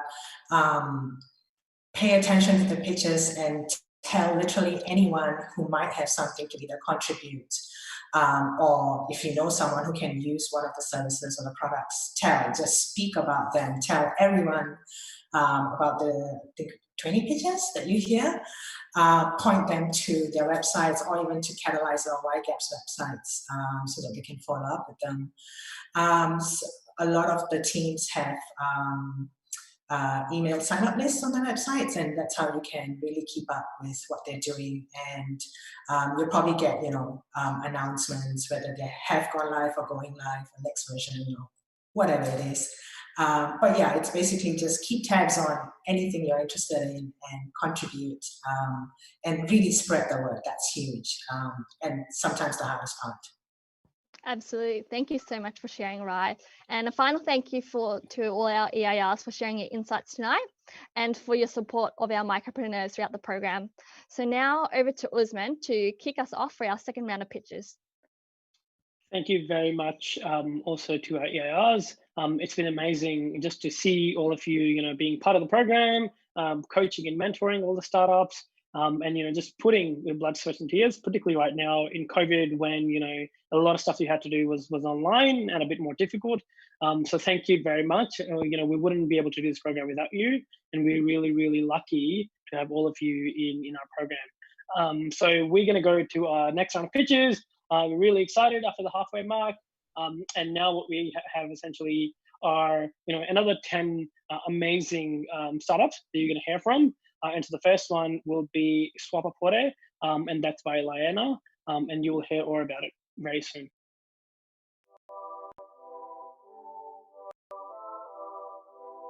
Ladies in the audience, please visualize your wardrobe and ask yourself, do I wear everything I have in here? If the answer is no, you're not alone. Figures show that Australian women are the biggest consumers of fashion in the world, and they don't wear 70% of their wardrobes. This fashion faux pas leads to massive waste and pollution. For example, in Australia alone, every 10 minutes, 6 tons of textile go to landfill. I'm Layana. As a fashion designer and environmentalist, I was obsessed about how Australian women could refresh their look without harming the planet. To find out, I interviewed 20 eco-stylish ladies, and 50% of them mentioned clothing swap gatherings as a sustainable way to declutter and upgrade wardrobes. However, the events are rare, and many people can't attend because of their busy lifestyle. So, how can we scale up clothing swaps? Swap-A-Porter was born from this question and aims to be the Tinder for clothes. It provides a free service for listing, matching, and exchanging clothes locally at any time. I validated this virtual exchange idea by running 3 swap events on Instagram. In only 2 months, Swap-A-Porter page had organic growth of 500 followers, of which 8% became active swappers, and 1/3 participated in an exclusive paid swap, which brought in $99 Australian in ticket sales. All up, we exchanged 87 pieces of clothes. Translating this number into a positive environmental impact, we saved the equivalent of water that one person uses to shower in a year, and the equivalent in CO2 emissions that a Melbourne to Sydney return flight releases. We made this from only 87 clothes. Imagine what we could make with millions of women swapping in our app every day. In the long run, the result is a shift in the way people consume fashion. We replace the buy-to-throw-away mindset created by fast fashion with a buy-to-swap mindset. To make it real, I'm looking for a tech co-founder and an initial investment of $30,000 Australian to build the app. And finally, if you see yourself having fun swapping clothes while saving the planet, please sign up on our website and follow us on Instagram. Thank you.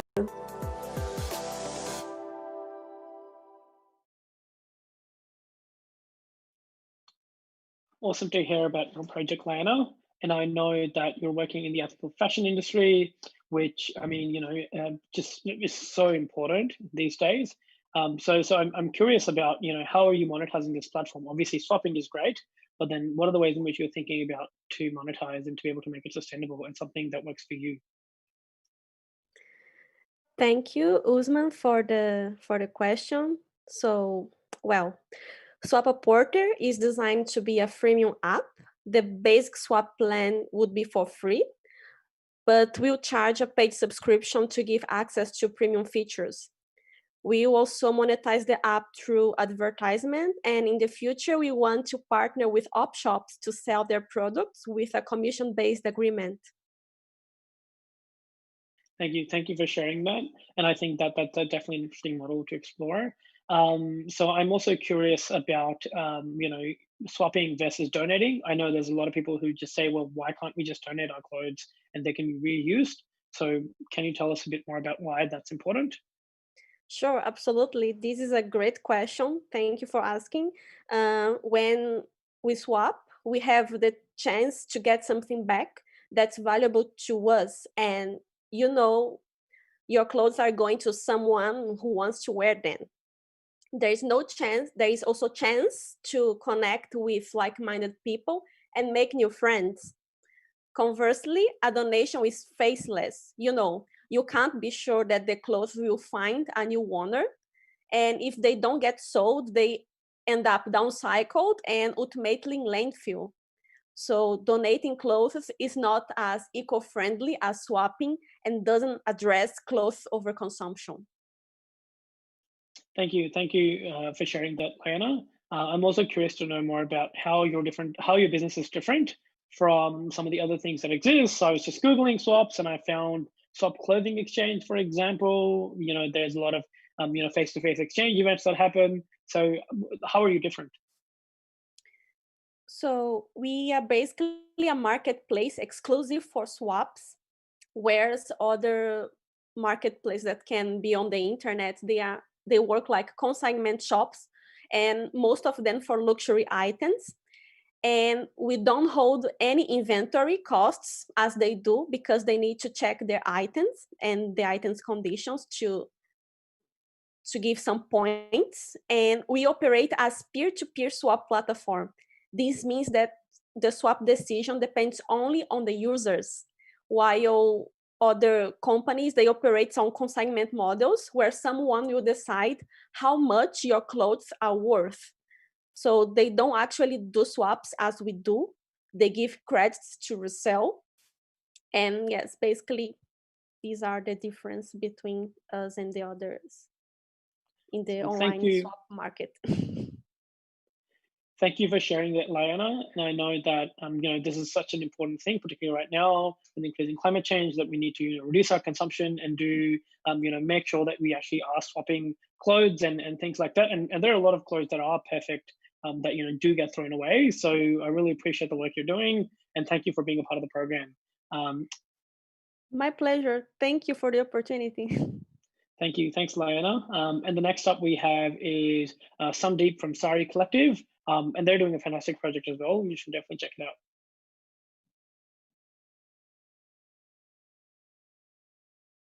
Every time I catch an Uber and the driver is South Asian, I have the same conversation. Where is our community and how do we find it? Where can we find stories about our experience as young South Asians in Australia? How do we as parents raise our kids to try and keep a connection to our culture and create their own here? So young professionals, parents, students, and community organizers, they all want a place to connect, to see stories that reflect them here in Australia. They want something high quality, engaging, and diverse. And so the SAARI Collective was born. SAARI stands for South Asian Australians Representing Ideas. We're a media company for South Asian Australians. I'm Sandeep, and I'm so passionate about this idea because the future of being Aussie is South Asian. There's already 1.3 million South Asians here, and that number is going to double in the next 10 years. South Asians will be the largest minority group in the country. And the SAARI Collective is a digital space where we tell our stories and connect together.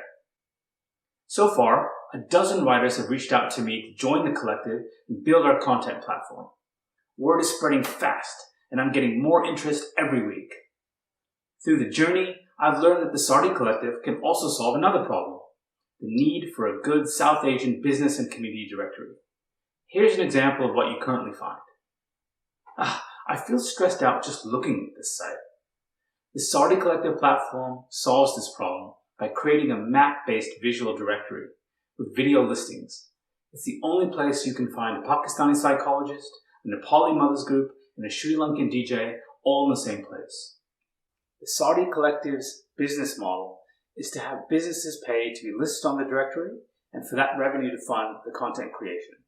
The stories drive traffic and the map views go up.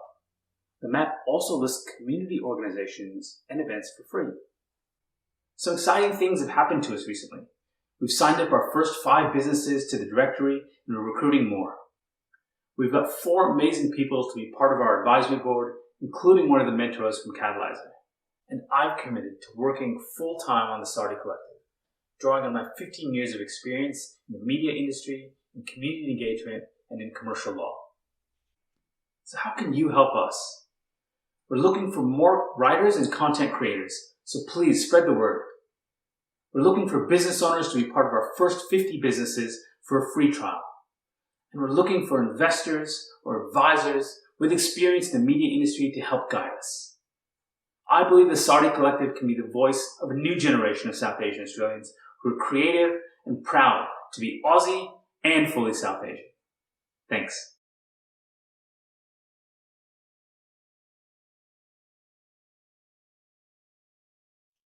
It's awesome to see the work that you're doing, Sandeep, with SAARI Collective. As a proud South Asian Australian myself, I really know that this is something that I would definitely use. And I'm really curious to hear, where are you right now and what are your plans? Because I know that it's pretty exciting that you're working on this full time, but like at the current moment, where are you and where are you going towards? Thanks, Usman. It's a really exciting time for the SAARI Collective. We're gearing up towards our official launch, and we've got our first round of content that's being created by our collective, ready for a media platform. We're also building our leadership team. I've had some strong interest from a couple of people, so hopefully we'll be working together with them over the long term.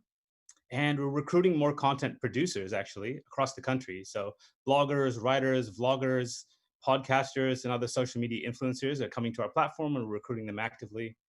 We've also had some really cool interest from Indian and Sri Lankan community organizations, and we're exploring potential partnerships, and we're onboarding and optimizing the content from our first round of businesses for our business directory. Awesome, that's fantastic to hear, and thank you for summarizing all of that. It's really great to see all the amazing progress you've made since you came to the program.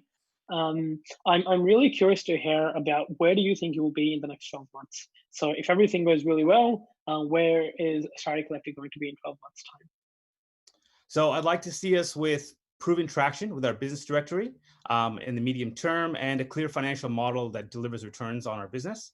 Also growing that community of content producers I mentioned, to find all the little pockets and corners of Australia where South Asians are or are connected to, have them be part of our collective.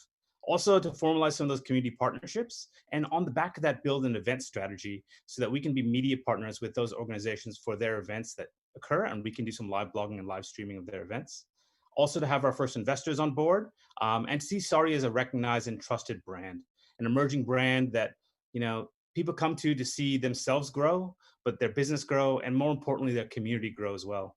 We've already had some people reach out to us through the course of Catalysr, which has been great. So I think we're really off to a good start. Awesome. Well, that's great to hear of what your plans are for the next 12 months. And as Catalysr, obviously, we have a horse in the race in terms of wanting to maybe even be part of the platform and to do events and things like that. So I'm also curious, from our perspective, who is going to be your audience, and how are you targeting them, and how are you going to get them? Yeah, that's a great question. I mean, the benefit that we have is we have our audience reflected in our collective. So we really have three main markets. We have our readers, we have our collective, and we have our business and community groups. So our readers are aged 16 to 45. They're early stage professionals. They're primarily located in cities, and they're interested in South Asian content and seeing stories about people like themselves. Our collective are those writers. Think about it as like the content creators. They're kind of like early stage Wali Ali, or maybe a really young Lily Singh who's just finding her feet and learning how to do her videos. Up and coming writers, or some that have a presence already on social media and are looking to grow and expand that. And then also business and community groups. You mentioned Catalysr, but also people across a range of industries, from real estate to energy to health, who have customers or people who engage with them who are South Asian. But not only that, the ones who value their relationships, want to be role models, and really believe in that idea of empowering community. Those are the people we're finding traction with. Awesome. Well, I really can't wait to see SAARI Collective launch. And definitely, I'm going to be one of those people being on there very often. So thank you very much, Sandeep, for being with us. Now we're going to move on to our next pitcher, who's Analu at Transitioner, and you'll hear all about their work. My father used to have a great job. For 6 years, he worked as a communication professional for a large corporate organization. Suddenly, he was being made redundant, which led him into a depression. 3 years went by and he eventually landed a job that had no meaning to him. He feels disappointed and he feels he doesn't have another choice due to his age. My father is not alone. In Australia, 4 in 10 professionals above 45 years old face ageism in their career. He also belongs to the 87% of workers who don't feel engaged in their jobs. And more recently, almost 1 million Australians lost their jobs due to COVID. We need to help them. We are on a mission to help experienced professionals do work they love. Transitioner is a career coaching platform that prepares you for your future profession. So how are we doing this? We offer 3 services. An intensive 6-week course named Design Your Future Profession, short workshops, and one-on-one coaching. These services help career changers build confidence, 21st century skills, and a clear career path forward. We sell our services with a one-time charge per service. So how did we get there? 5 months ago, we started from nothing. Today, we are here. We have 1 paying client. We have 2 partners. We ran 5 webinars. We have a website with over 200 visits a month. We have 45 email signups, and we did 35 interviews on an ongoing basis. Also, early feedback from consulting clients and the interest from the webinars has been extremely positive. So I am very optimistic about the offering and the market. My 3 key learnings during my time at Catalysr are: always keep doing user research. It is important to keep understanding the behaviors, needs and motivation of my audience. Collaboration. Working with others gives motivation, inspiration and is fun. Keep trying things out and do not be afraid to fail. Failure is still a result and brings me 1 step closer to my goals. We're all facing a huge transition as we rebuild the global economy past COVID. There will be millions of people that are facing transitions in their career, and entire sectors and markets will emerge very differently. I feel like the 21st century skills and career adaptability are solutions that can be important for many, including my father. I will continue my mission to help experienced professionals, and I'm building partnerships with recruitment agencies. I would appreciate any introductions to people in the space. I'm also looking for a sales specialist who is passionate about helping career changes and can help me bring my business to the next level. I want to thank everybody, and especially Kim and Usman and the Catalysr team for making this all happen. It's great to hear about your work, Annalu, particularly what you're doing with Transitioner. I think is so important. Working with experienced professionals, especially people who are looking for career change, is so important. But right now with COVID-19, I think there's going to be a lot of people who would find this really, really valuable. But I guess for the audience as well, I would love for you to sort of tell us, why did you choose this focus? Why are you particularly working with experienced professionals? Yeah, because thank you so much, Usman, for your question. What I found is that there are a lot of programs and help out there for professionals, for anyone, but there's actually not that much out there for experienced professionals, for people over 45 years old. And they're facing different challenges than people that are younger than us. They are facing ageism, which is a huge problem nowadays that a lot of people are not realizing, is that people are discriminated by their age. Also, there's this assumption that they're not a good in tech, and that those kind of things are just not true. And through more and more research, I actually found that we need to do something, and that's why I want to do it. And of course, I tell the story of my father, and that is the first and main reason why I do this. I really want to help, and I really want to have a good influence here. That's great to hear, and you're absolutely right that ageism is such a big problem. And it's important to address it. So thank you for doing that. And I guess you've been an integral part of the Catalysr program over the last 6 months, and you've seen everything from ideation to going through and testing your idea, really following that design thinking methodology, because I know you also practice that. But I guess the question that I have for you is more around you personally. So what are you most proud of over the last 6 months? In terms of your progress and the work that you've been doing, what makes you really proud? Yeah, indeed. Yeah. So yeah, good that you mentioned. Like my background is in design and design thinking. I'm from origin a designer. I got taught in coaching, and I actually, what I'm most proud of is just the smiles that I see on people when they walk away and they've learned something, they grew themselves, and they actually found a career path that they really, really want. And that's just something that is, I cannot even express in words how valuable, how great that is. Fantastic. Thank you, Annalou. And I know there are people in the audience who might be thinking, well, this is an issue we care about and want to get involved in. So how can they, how are people who are basically interested join you at Transitioner?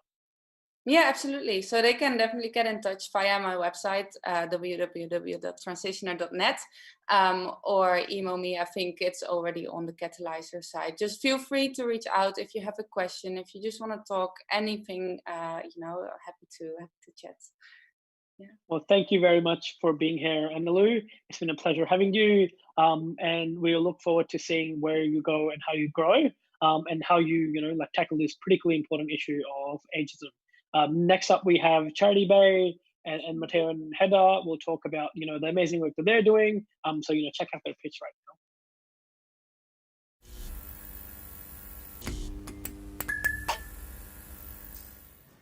As you all know, it's been quite difficult for us during the past few months. However, one thing that we all got out of it though is this beautiful sense of community and help. The unfortunate and sad reality though is as this pandemic passes and we all resume our normal lives, the overwhelming majority will forget about what that beautiful sense of community and help was like, what we had just experienced. That is all except a few whom have, do, and will always continue to help. They're often called charities, but also known as unsung heroes. I'd like you all to take a moment to reflect upon where you stand in society relative to the rest of the world. Is there any part of you that feels some sympathy to those who are less fortunate than you are?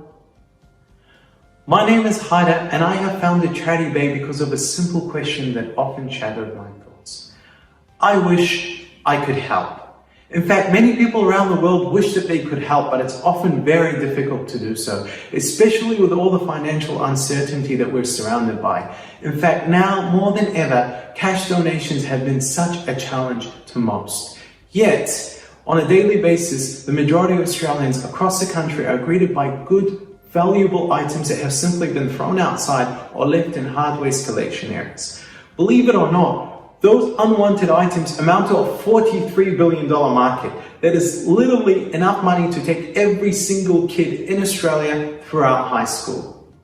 What if we could use that money to help the charities? Well, what if I told you that a group of young entrepreneurs from Parkville were able to come up with a solution that bridges the gap between those that wish that they could help and those that actually do? The charities. We have created the world's first and only online marketplace that converts items into cash donations where the proceeds are automatically directed to the charity of choice as chosen by the donor. We have successfully established connections with upwards of 350 charities over the past 3 months who have been actively using our platform ever since. By utilizing their audience as well as our own, we were able to see 653 items go through our platform. As a result, we were able to send 42 checks to various charities right across Australia, which amounted to the equivalent of a child going through 1 full year of schooling. Collectively, our team boasts over 48 years of experience, including customer experience, management, IT and software and development, as well as social work. We are looking for like-minded investors that have a passion for utilizing technology for social change such as we do. Our ask is to receive help and support from such individuals to assist us in getting investment ready.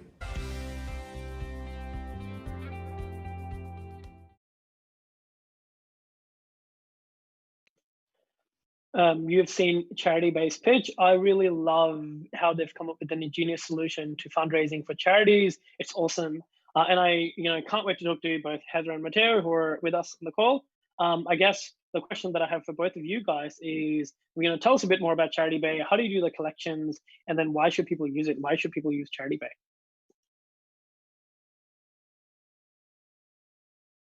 And I know that you guys are on mute, so we'll give you a second to unmute yourselves.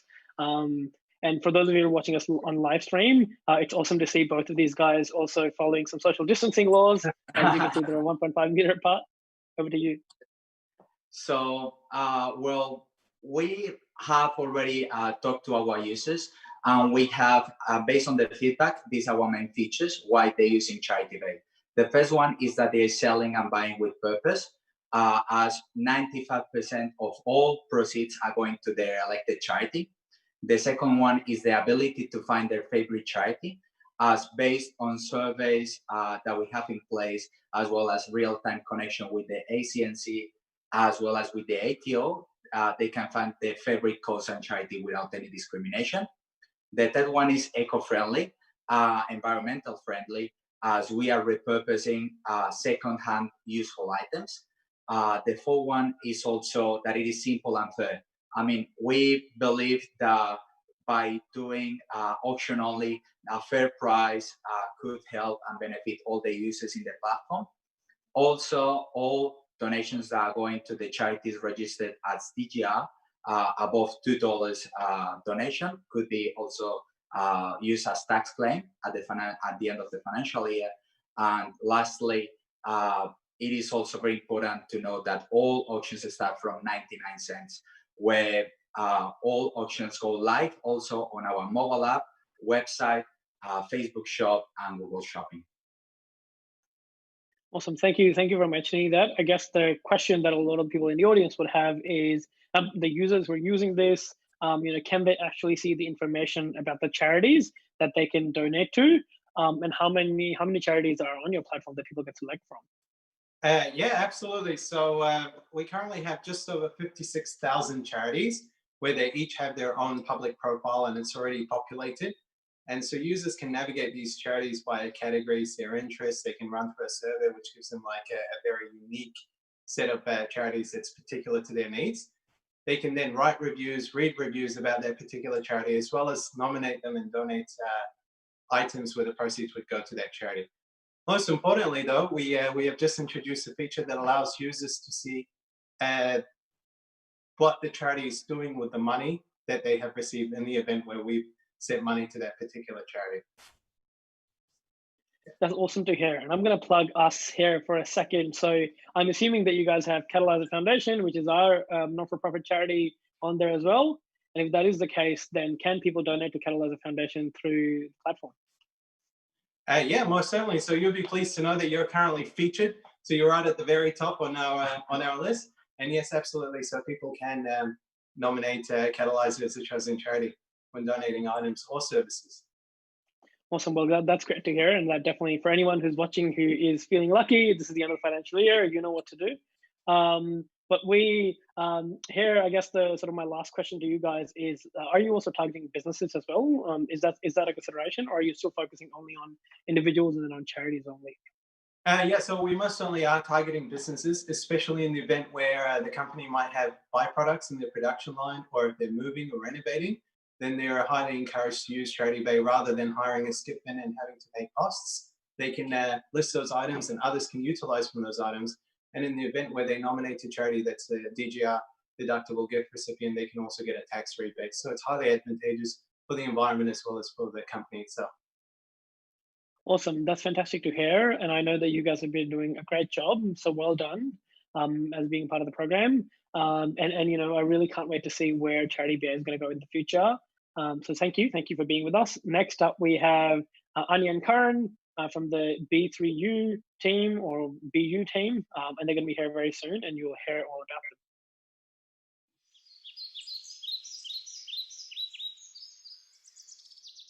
Have you ever in your adult life looked in a mirror and thought to yourself, wow, is this the way I'm going to die?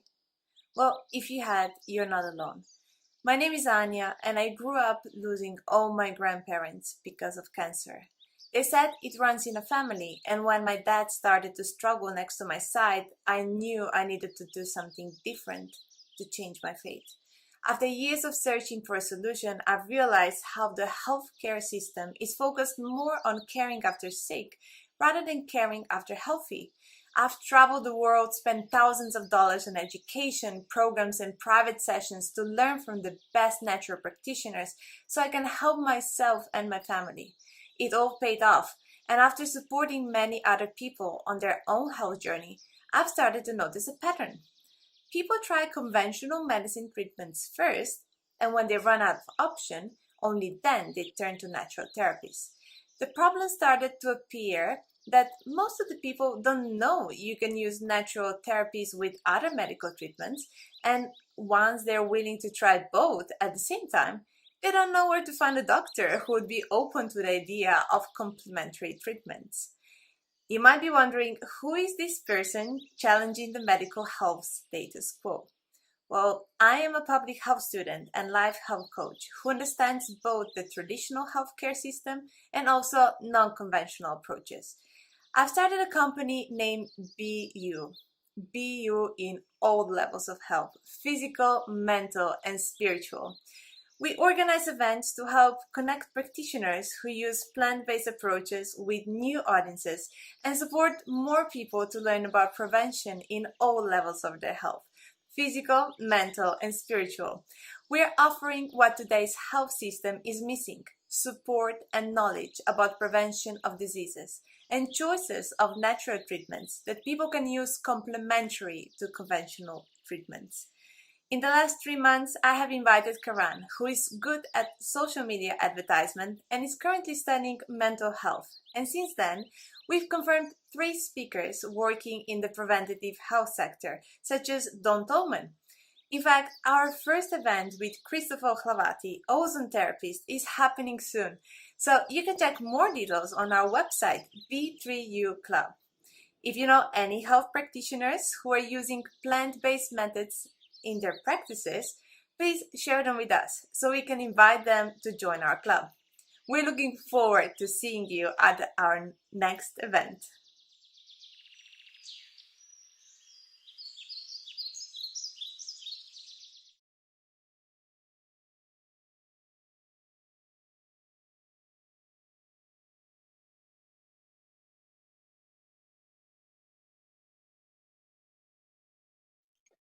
Awesome to hear the work that you're doing, BU team. So Anya and Karan, I'm really curious to hear, why do you have a focus on a plant-based lifestyle?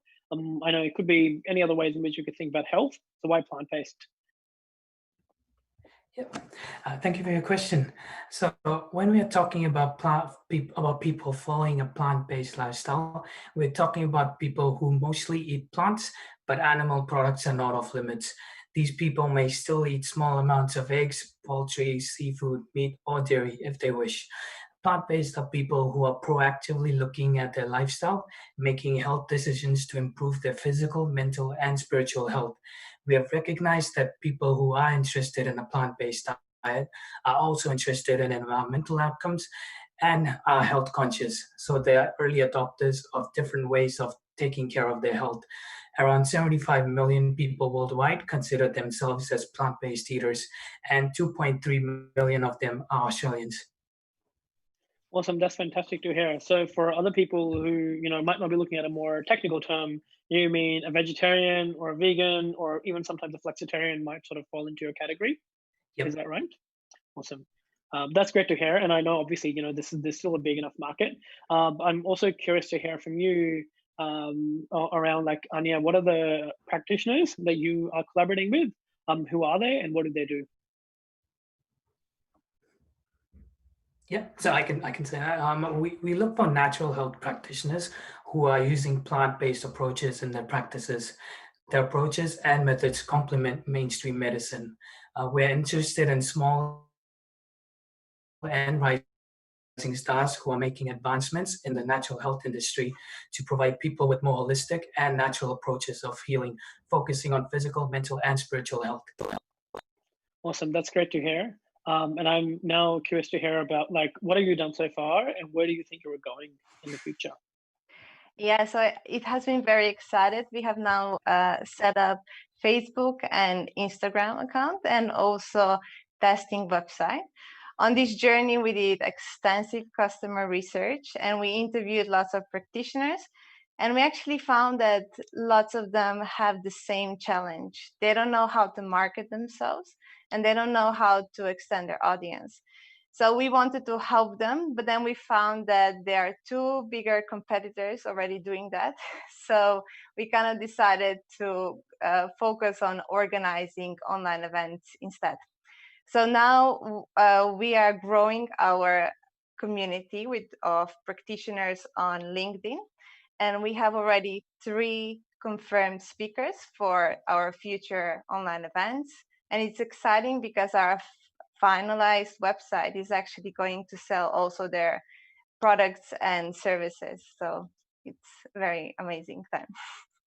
Thank you. Thank you for sharing both Anya and Karen. And I know that right now, there's a lot of people who are becoming more conscious about their health. And given that you're working on, this holistic level of health with physical, spiritual, and mental well-being, I think it's amazing. I think it's particularly needed right now in the current sort of pandemic that we're in. So I just want to say thank you to both of you for participating in the program and for doing the amazing work you're doing. Next up, we have Chris. And Chris is at the Upzeez with the Upzeez team, and you'll hear all about him in this pitch. Seems like yesterday, but it's almost 9 years ago. My wife told me we were expecting our first child. As any parent, we were super excited. We had to have a C-section, and although it went according to plan, we were not prepared for the state my wife would be left in, suffering with back pain, and advised by medical staff not to bend or risk stitches reopening. With my wife unable to fully function to look after our baby, I've never felt so hopeless and helpless at the same time. I searched frantically online to find an alternative baby cot to suit our needs, but did not find anything. I was in shock. I was in disbelief. I was disappointed. Nothing was available. I didn't know this at the time, but did you know 32% of children in Australia world will experience at some point back pain and cost the Australian government $5 billion a year. Upzeez is a smart baby cot that has a unique raising mechanism which reduces back strain when putting in and taking out your baby from the cot. Unlike conventional cots, Upzeez has no slats, and it's made from washable fabric that meets safety standards worldwide. We have removed known hazards and introduced soft and gentle materials. We have made great progress. We conducted a survey that highlighted a majority of mothers shared similar experiences with back pain and traumatic childbirth. We discovered that regardless the method of childbirth, over 65% of mums experienced postnatal lower back pain. We also found that 70% of mums are not brand conscious when purchasing a cot, so that addressed our marketing concerns about being a newcomer in this space. We have developed a concept design visual product testing. We have also had our concept design reviewed and approved by qualified health professionals. Secured intellectual property. Created lift mechanism prototype. Most importantly, we've had one-on-one interviews with mums who are really excited about our product. To strengthen our team, we're seeking a champion digital marketing consultant with sales and marketing. To achieve our vision, we are keen to talk to anyone in the baby furniture industry, such as distributors, resellers, product buyers, and also investors. Thank you very much.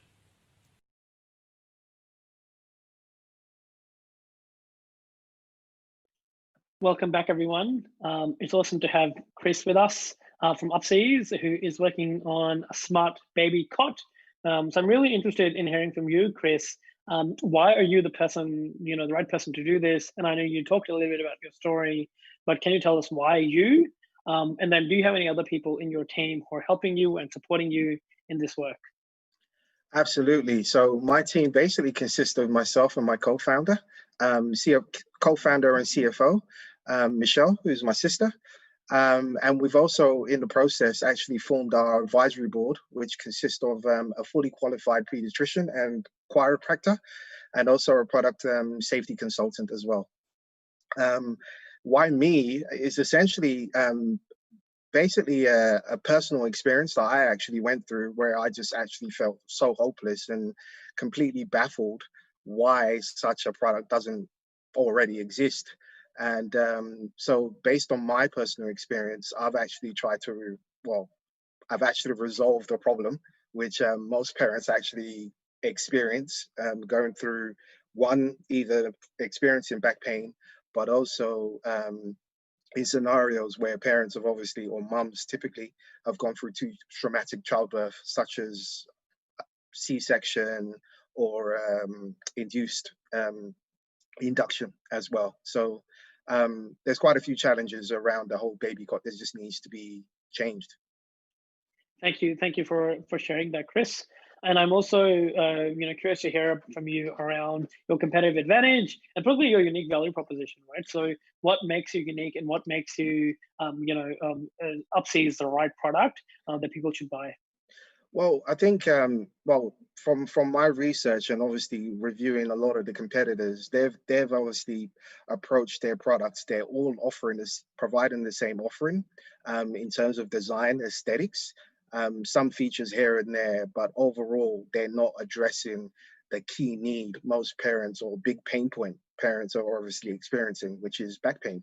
And outside of that, obviously leaving a hospital, going through childbirth, they haven't made that whole experience kind of beneficial or supporting mothers who've gone through that whole pain transition. And our value proposition is eliminating that pain and eliminating that problem for parents, and obviously that's something which has been simply overlooked or simply ignored by most of the competitors in the field. Thank you for sort of sharing and being so clear on why you should focus on this. And obviously we've had these conversations where you have basically built this up from the ground and really thinking from first principles of how do you solve the problem and then coming up with the right solution. So thank you for sharing that. I guess for the audience, we would love to hear what have you already done, given that this is a physical product. What have you already accomplished and where are you going in the future? Well, I think the biggest thing from the actual program for me was the validation piece. Obviously understanding the thorough work that goes into validating just an idea. So the hypothesis side of things has been pretty much confirmed from my side and based on the research with one-on-one research with mums, most importantly. We've obviously developed a concept design, which is now currently in development, post product visual testing. So we're going into the whole development, doing the prototyping as well as testing. We've secured very strong, I call it IP around patents and also trademark. Formed our advisory board, gained recognition from people within the baby industry as well. In the fact that we've actually approached it very uniquely, but also kind of setting a different bar in potentially how baby cots will be designed going forward. So that's been very interesting. We've also come up with developed our lifting mechanism, which will be used in the product itself. And right now we're just basically going through the whole process in building that community of early adapters. And seeing how we can obviously move the whole product into mainstream. Awesome. Well, thank you so much for being here, and thank you for sharing, the validation you've done, the progress you've made, and particularly, just picking a problem that you faced or you've seen, your partner face, and how that led you to building Upzeez. So, hats off to you. Well done. And it's amazing just to see the progress you've made in the last few months. Next up, we have Bukjeh, and Asil is going to be the one pitching. So over to you, Bukjeh.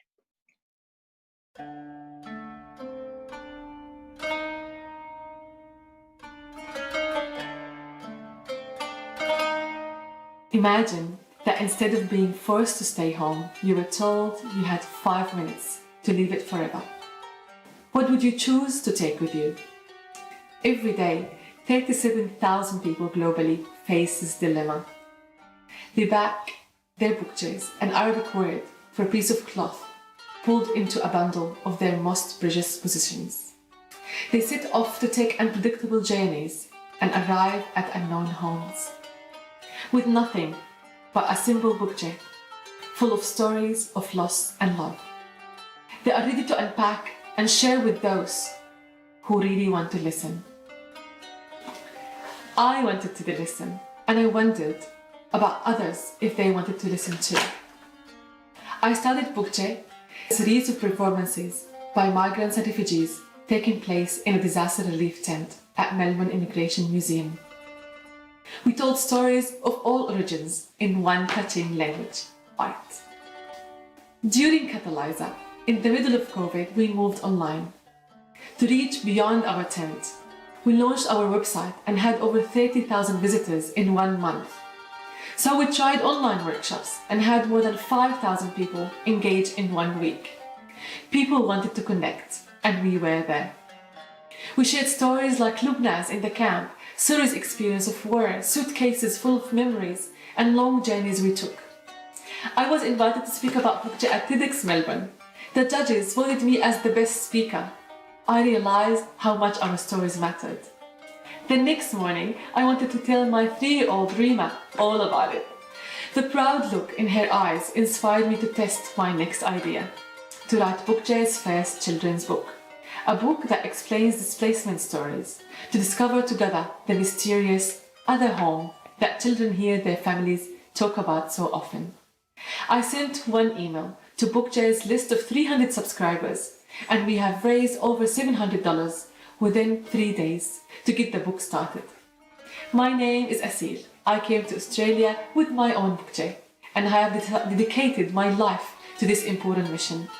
Bukjeh needs to grow, so every displaced person and those who value their stories become part of our community. Make this happen by inviting us to run intercultural experience, a workshop, a speech at your school, company, organization. Sponsor Bukjeh's artists so they can do more. Assist us to enhance our online platform. Bukjeh is a movement that honors our rich, unique, magical stories and turn them into an unforgettable experience. Let us grow together.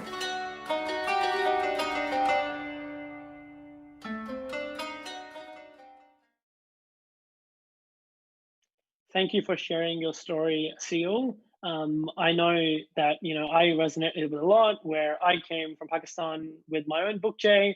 So it's fantastic to have you here and to see the amazing work you've been doing both pre-COVID, when you did like a lot of face-to-face work, and now obviously the work you're doing online. It's awesome to have you in the cohort.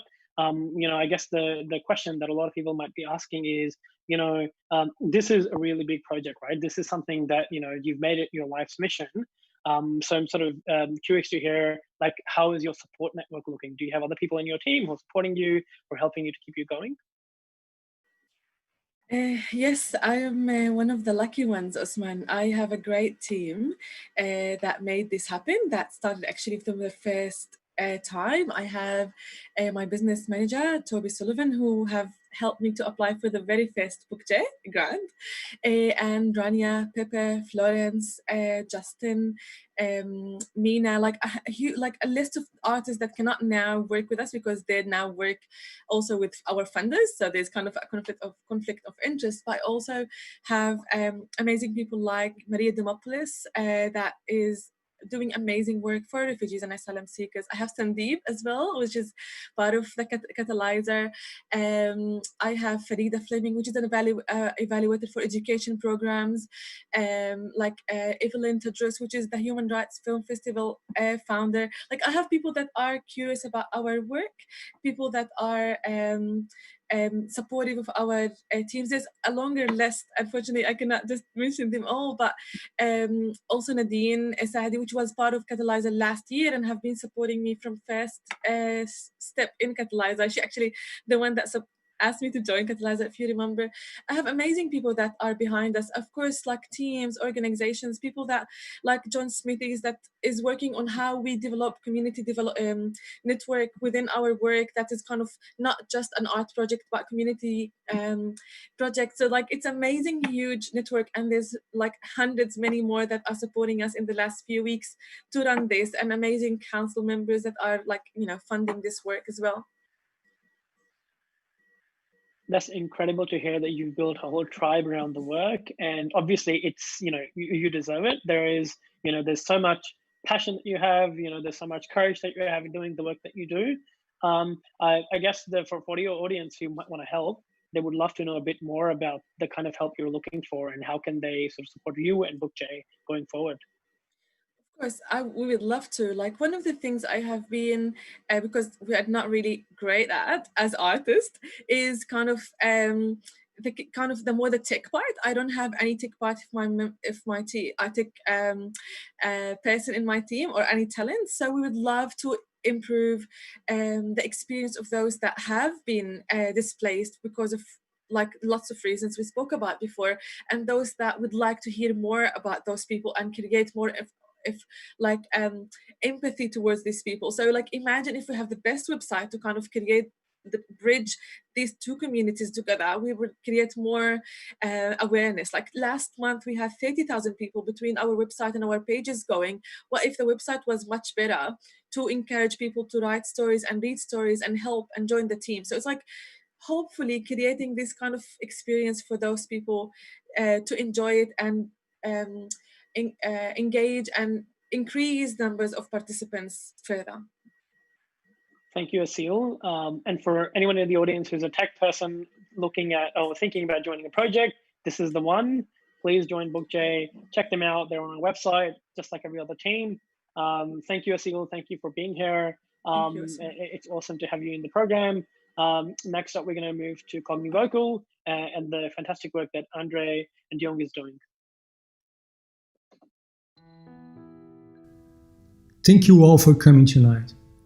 My name is Andre from CogniVocal, a voice tech startup based in Melbourne, and we believe voice technology can make people's lives better.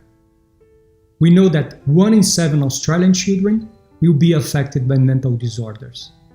That often impacts a child's learning trajectory, including how they do at school, how they get on with others, and how they feel about themselves. Do you know that 50% of mental health disorders in adults are established before the age of 14? Parents can play a key role in their child's mental health by supporting their emotional development. It involves talking about emotions, but many parents find this hard for a range of reasons. So, how are we going to solve this massive problem? We've discovered that many parents never heard about emotional coaching, a simple communication-based approach that builds children's confidence and helps them grow emotionally. CogniVocal believes voice technology provides an easy way to access and interact with the content to support parents, and they can learn and practice emotional coaching anytime and anywhere. It's accessible, and through smart devices such as Amazon Alexa and Google Assistant, we can address regional and economic challenges. To validate our assumptions, we asked parents if they would like to learn more about emotional coaching using a voice app. 77% of them respond positively.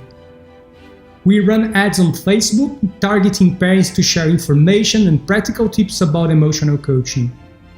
We are also invite them to start using the voice app, and we already have more than 300 people subscribing our websites and social media channels. CogniVocal is also collaborating with Monash University, providing our MVP to be tested and improved by psychologists and parents in 2 therapy programs in Melbourne. Our team is composed of a professional who has a master and PhD in clinical psychology, an expert in conversational AI, and a specialist in experiential marketing. 2 of them are also full-time parents. We are looking for grants or R&D funding to support our product development.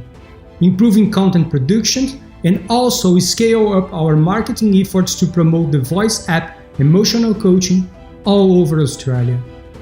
So, if you also believe that voice technology can make a massive impact on parents and child's lives, let's talk. Thank you and good night.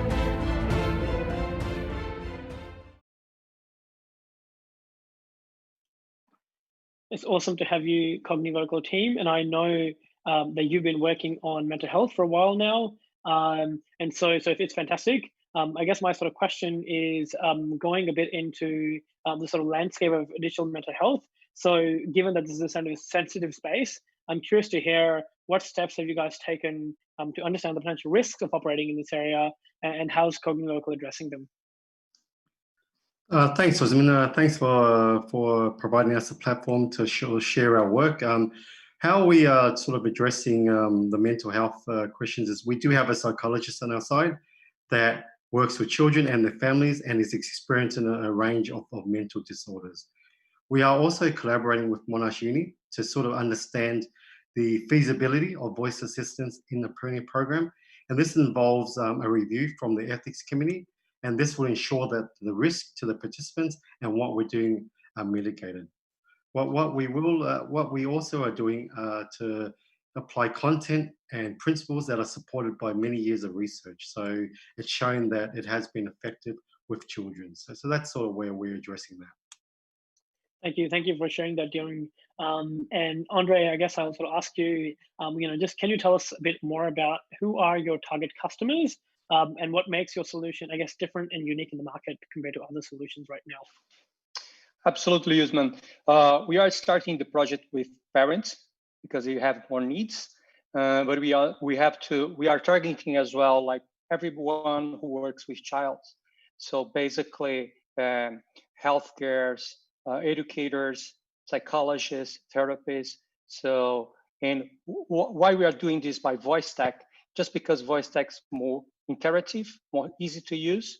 So currently, 50% of the searches on Google are made by voice. So that last week, Apple said that in 2015, 4 billion of searches on Siri was made by monthly, and now we have like 25 billion search monthly questions Siri for use. So voice will be omnipresent and it's simple to use. So that's we are addressing voice technology as well. That's fantastic to hear that not only are you solving the mental health problem, but you're really leveraging voice technology, which I guess is a critical part of your work. So I guess my sort of question then stems from that, given that you're using voice tech and your target customers are parents. Is there a risk that your target audience and sort of like particularly parents won't know much about voice tech or how to sort of interact with it? It's interesting because today, 30% of the adult population in the United States has smart speakers at home, and our technology also runs on smartphone. So anyone who has a smartphone can use our interactions, our voice interaction, basically. And another interesting point is smart speaker is really affordable. So it's about $50, and the increment of use of smart speakers in Australia has been more quickly than smartphones. So you'll be like everywhere really soon.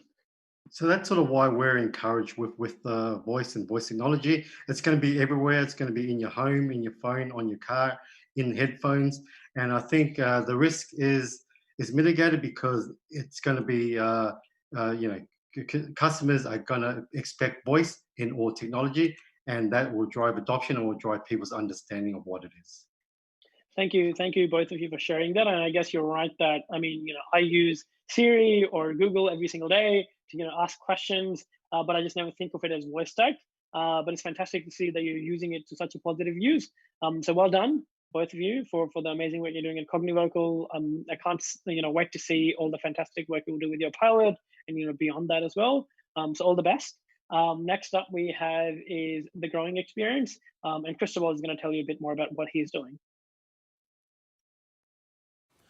Hi everyone, my name is Cristóbal Figueroa and this is the Growing Experience. Now there are more than 7 billion people living on Earth. More than 50% of these people, they are parents or they will become parents. So maybe we have a right childhood, or we are afraid of not connecting with our children. At least we know someone who are dealing with this problem right now. So let's be honest, parenting is a problem that affects all of us.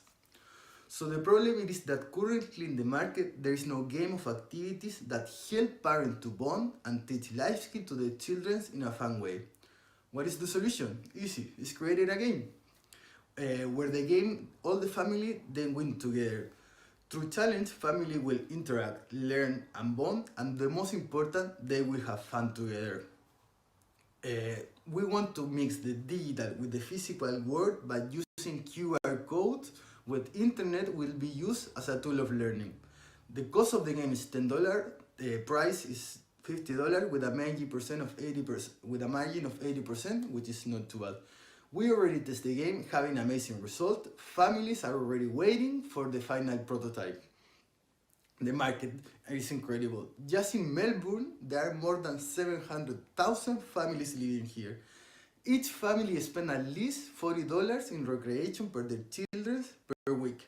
That gives us a weekly market size of $30 million, $360 million in Australia, and you can imagine the world. For me, the process of design thinking, testing, and MVP has been a real challenge. Why? Because I didn't have the experience related with this process. And I have to be honest, I fell in love with it. Why? Because it's really close with the way that I learn in life. By trying, failing, learning, and do it again. We already test and iterate the game more than 5 times.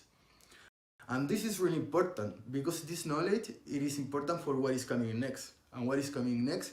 We are creating a universe. We have 3 different streams of incomes: podcasts, game, and workshops.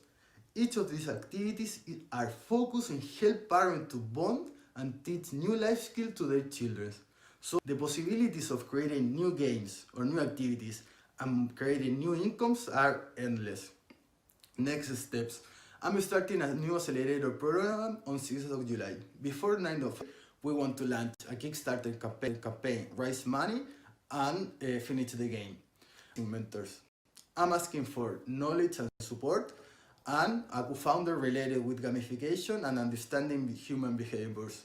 Finally, I would say, don't fall in love with the game, fall in love with the player. Now, you're part of the growing experience. Yes.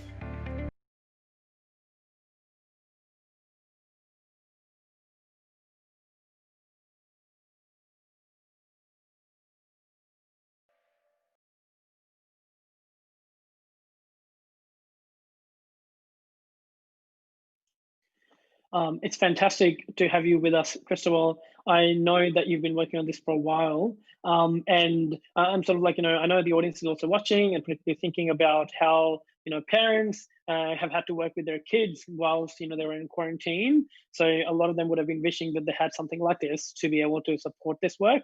But I guess from your perspective, I'm curious to hear, how did you come up with this idea, and what are some of the, the background story behind it? Well, thank you.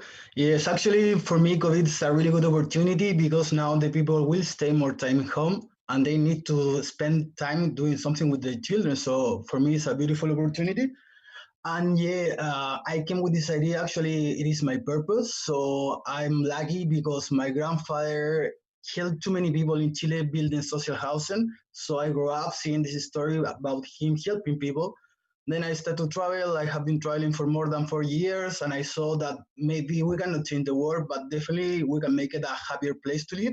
And it's really good to do it through a game. And then I also saw that if we can make a better society, we need to invest in children. They are the future, so it is a perfect timing, I think. Thank you for sharing that. Thank you also for sharing, I guess, the story of your uncle and the sort of reason why you work in this area. It's fantastic. It's really fantastic to hear. I guess you've sort of mentioned this in your pitch. You've gone through various different pivots and you've gone, forward and backwards and done different iterations.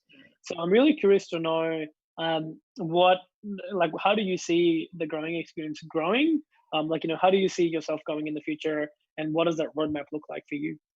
Going global. I have to take the word. That's the mission. I will focus in three aspects. First, like using the micro moment that the family spend together for create bonding. Second, I want here that the families develop a passion together. Why a passion? Because a passion gives you direction and eventually can give you purpose.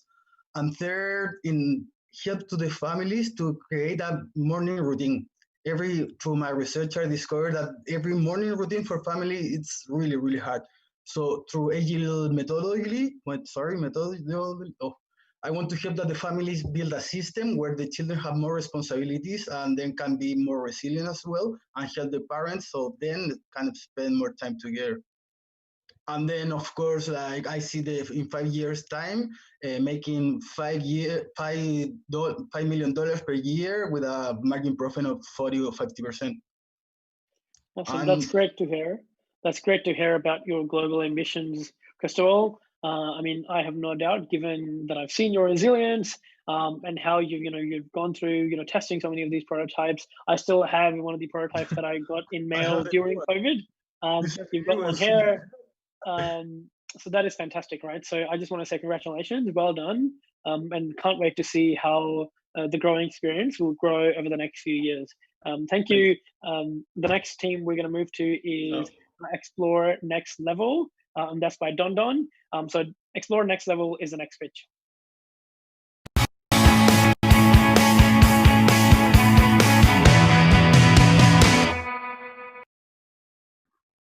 Hello world, my name is Donon Bells. I'm an immigrant from the Philippines and I'm a world traveler. As a matter of fact, I've been to 141 countries and territories around the world. When I started my journey with Catalysr's program 6 months ago, I was looking for a way to help other travelers find personalized, curated itineraries. But then COVID-19 pandemic hit, which put the travel industry to a halt. So I pivoted my journey by joining a 48 hours hackathon last Easter, where I put together a team and created the My Good Links website, which provides recommended well-being resources useful during lockdown. However, during my validation of the MVP, I found out that the value proposition was not compelling enough for people to buy the service. So I had to abandon the idea and move on. My next journey happened during the lockdown period, where I got connected to other Filipino travelers around the world through a Facebook group. And then I realized that we all had the same problem. We were an elite group of world travelers stuck at home due to COVID-19, with no certainty of future travels. The people in this group need inspiration and information to keep the travel passion alive. Since April, we've had 10 weekly Zoom calls on travel-related conversations with an average attendance of 25 people per session. I became part of the co-founding board of directors as we formally established a not-for-profit called Philippine Global Explorers. We currently have 400 members, and we launched a kick-ass website last June 12 that now has over 6,000 visits. As a result of my journey in this new community, I have engaged the top 20 most traveled Filipinos to collaborate with me in publishing a book called Explore Next Level, to share our experiences to inspire people to pursue sustainable travel post-COVID-19. The book is in progress and targeted to be out by September 2020, and I have over 60 pre-orders expression of interest so far. At this stage, I am looking for an accelerator who can support me in refining strategy and business model as I do the next stage of planning, validation, and execution for what goes beyond the book publication, which includes virtual travel conferences with the people featured in the book, as well as post-pandemic travel data curation research services. If you would like to work with me in reimagining the future of travel post-COVID-19 with my growing travel community, then I would love to have further conversation with you on how we can take the next journey together. Thank you very much.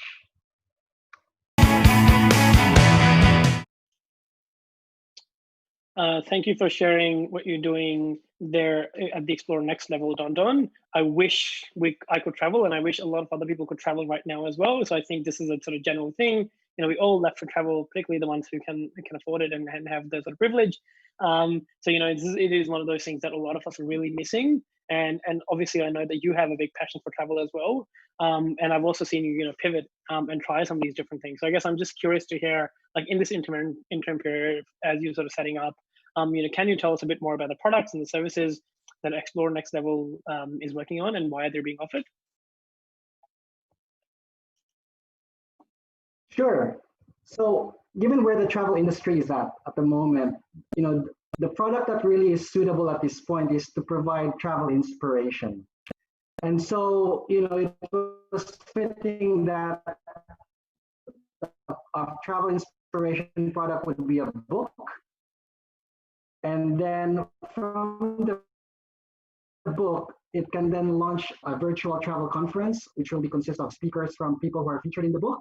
And then from there, we can look into travel data research curated services. And what I mean by that is, as the borders are opening, as international borders are opening, countries are starting to, people are wanting to know where can they go, like which countries can they visit. Pretty everything that we know right now about travel is being rewritten. Everything that we've read in travel books, travel magazines are rewritten. So it's a leveling field, and I want to be part of that. I want to be part of the network that co-creates the new content for where to go in world travel. Thank you for sharing that, Don. And I guess you have pivoted your startup multiple times throughout the Pre-Accelerator, probably like 2 or 3 times so far that I can remember. So we'd love to sort of hear your key learnings that have led you to launch Explore Next Level. Yes, I came to be known as the king of pivots in my cohort. So the key thing I learned is to validate. It's really finding a gap in the market and validate if there's a market in that gap. And so it's really, really important for me to be able to create the community of travelers, the Philippine Global Explorers, because now I'm able to really understand what our travel community needs. And then I can pretty much co-create with them what kind of solutions we want together. And so the Philippine Global Explorers as a community is helping the Explore Next Level to serve that community. So that's the key learning for me, validation. And then the other one is not to be attached to a particular solution. So as I've pivoted many times, I had to let go, but then I had to retain the key learnings and principles that I can then reuse for the next solution. So yeah, that's it. Awesome. Well, thank you very much, Don, for sharing your passion for travel, for all the amazing work you're doing, for really sharing your lessons as well around validation. And I love that saying that you sort of mentioned, which is, find a market or find a gap in the market and find a market in that gap. It's fantastic. I think that is a pretty fitting end to our pitches. Thank you very much for joining us. And for everyone else, this sort of concludes our pitching. And we've had 20 amazing pitches so far. They've come from so many different backgrounds, so many different countries of origin. Like they have persevered through a very tough time that is COVID-19, and continue to do those. So we're really, really happy that they've all sort of like done this. And I can't be more proud, and our team can't be more proud of all the amazing work that has been gone into all of these startups. I particularly want to thank our teams and our EIRs who've been really supportive. And now I would like to sort of invite Marlo as well, who is our head of operations, as has been the person behind the scenes actually putting this all together. You can see Kim and my pretty face, but actually it is Marlo who's the one who's really been doing all the hard work. So over to you, Marlo. Hey guys. Yes, I have been back here diligently putting all of our videos in order. It's been a great night. And yeah, I want to echo, what Usman and what Kim have said, and what our EIRs were saying earlier as well, which is that this, this cohort has worked so hard. And I think they came in with the right attitude to begin with, but then of course, the unthinkable happened. And I mean, I think these people were already on, a a difficult journey. And then, and then even when things became harder, they really prevailed and worked hard to, to have something to show you guys tonight and to further their businesses. And so absolutely hats off to you guys. You've had your businesses are great, and it's lots of fun to watch them grow. And really glad that you also had tonight. Of course we would have loved to, all be there together, but it is what it is. And what is startup life if not improvisation? And then, while I'm at it, I also want to give a big thanks as well to all of our EIRs. We've been very lucky to have been joined by some very talented, smart people. And not only our our EIRs, but also our mentors and our partners as well, who have joined us and kind of been with us along the way. And also a special thanks to our alumni. I think the Catalysr community is a very supportive and welcoming community to be a part of, and so thank you to everyone that's already a part of it, and of course to all of the great people who have stopped by our website tonight to watch tonight's event. We'd also love to have you as a part of it as well. So I mean, without further ado, do you have any other closing remarks, Usman, that you'd like to make? Yeah, I guess one thing they'll add is that, I mean, we also want you to join in the action, right? So obviously you've heard what the startups are doing, but it's really important that they get a tribe around them. And all of you who are listening, who are watching, who have watched, or will watch in the future, this is for all of you. You can go to our website, Catalysr.com.au /demo-day. It's Catalysr.com.au /demo-day, where you can basically connect with all of the amazing teams that pitched tonight, and find out how you can help them, and start that relationship. I think it's really important, particularly for a lot of them who are new and new migrants to Australia. I think this will add immense value to not only their startup but also their life here in Australia. So thank you very much for being here, and thank you for tuning in. I guess we'll also have Kim joining us, who will just talk a bit more about what happens next. So as I mentioned at the beginning of this call, this was a 12-month program that we co-created with ygap, and Kim was that person who was hired as our program coordinator in between ygap and Catalysr. So she's been working with us for the last 6 months, and now she's going to be transitioning into ygap, and will be running the accelerator part of this program that ygap will be supporting. So over to you, Kim. Take it away.